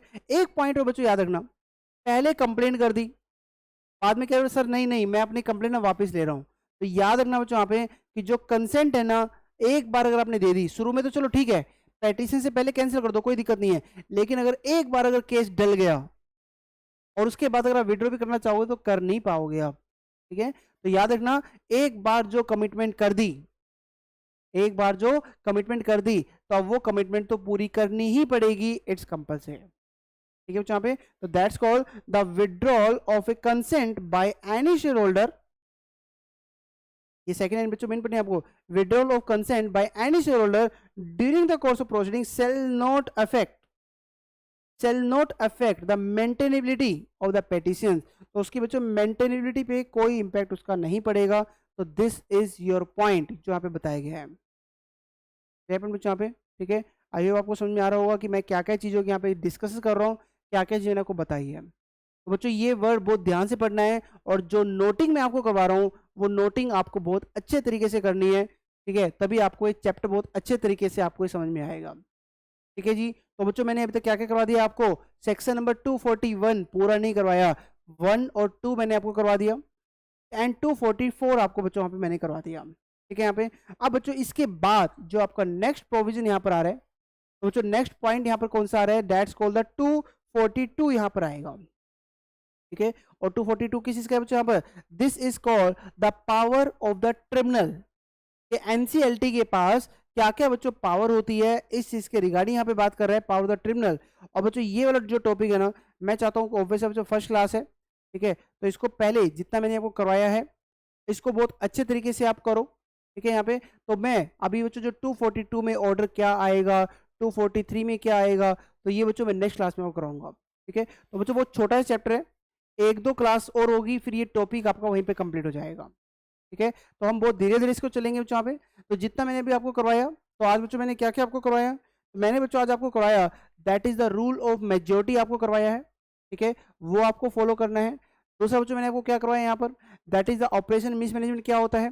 तीसरा मैंने आपको कराया बच्चों 241 में 1 में और 2 में क्या बताया गया वो जो आपको फॉलो करना है, एंड 244 को आपको ये फॉलो करना है, ठीक है। यहाँ पे नेक्स्ट क्लास में बच्चों मैं आपको बताने वाला हूँ 242 आपको बताऊंगा, बहुत इजी सेक्शन है, ऑर्डर पढ़ेंगे क्या क्या बताया गया, 243 हम पढ़ेंगे, एंड साथ में नेक्स्ट वाला प्रोसेस भी आपको पूरा करवा दूंगा, ठीक है यहाँ पे। तो बच्चों आज इसको इतना ही करो, मिलते हैं फिर नेक्स्ट क्लास में।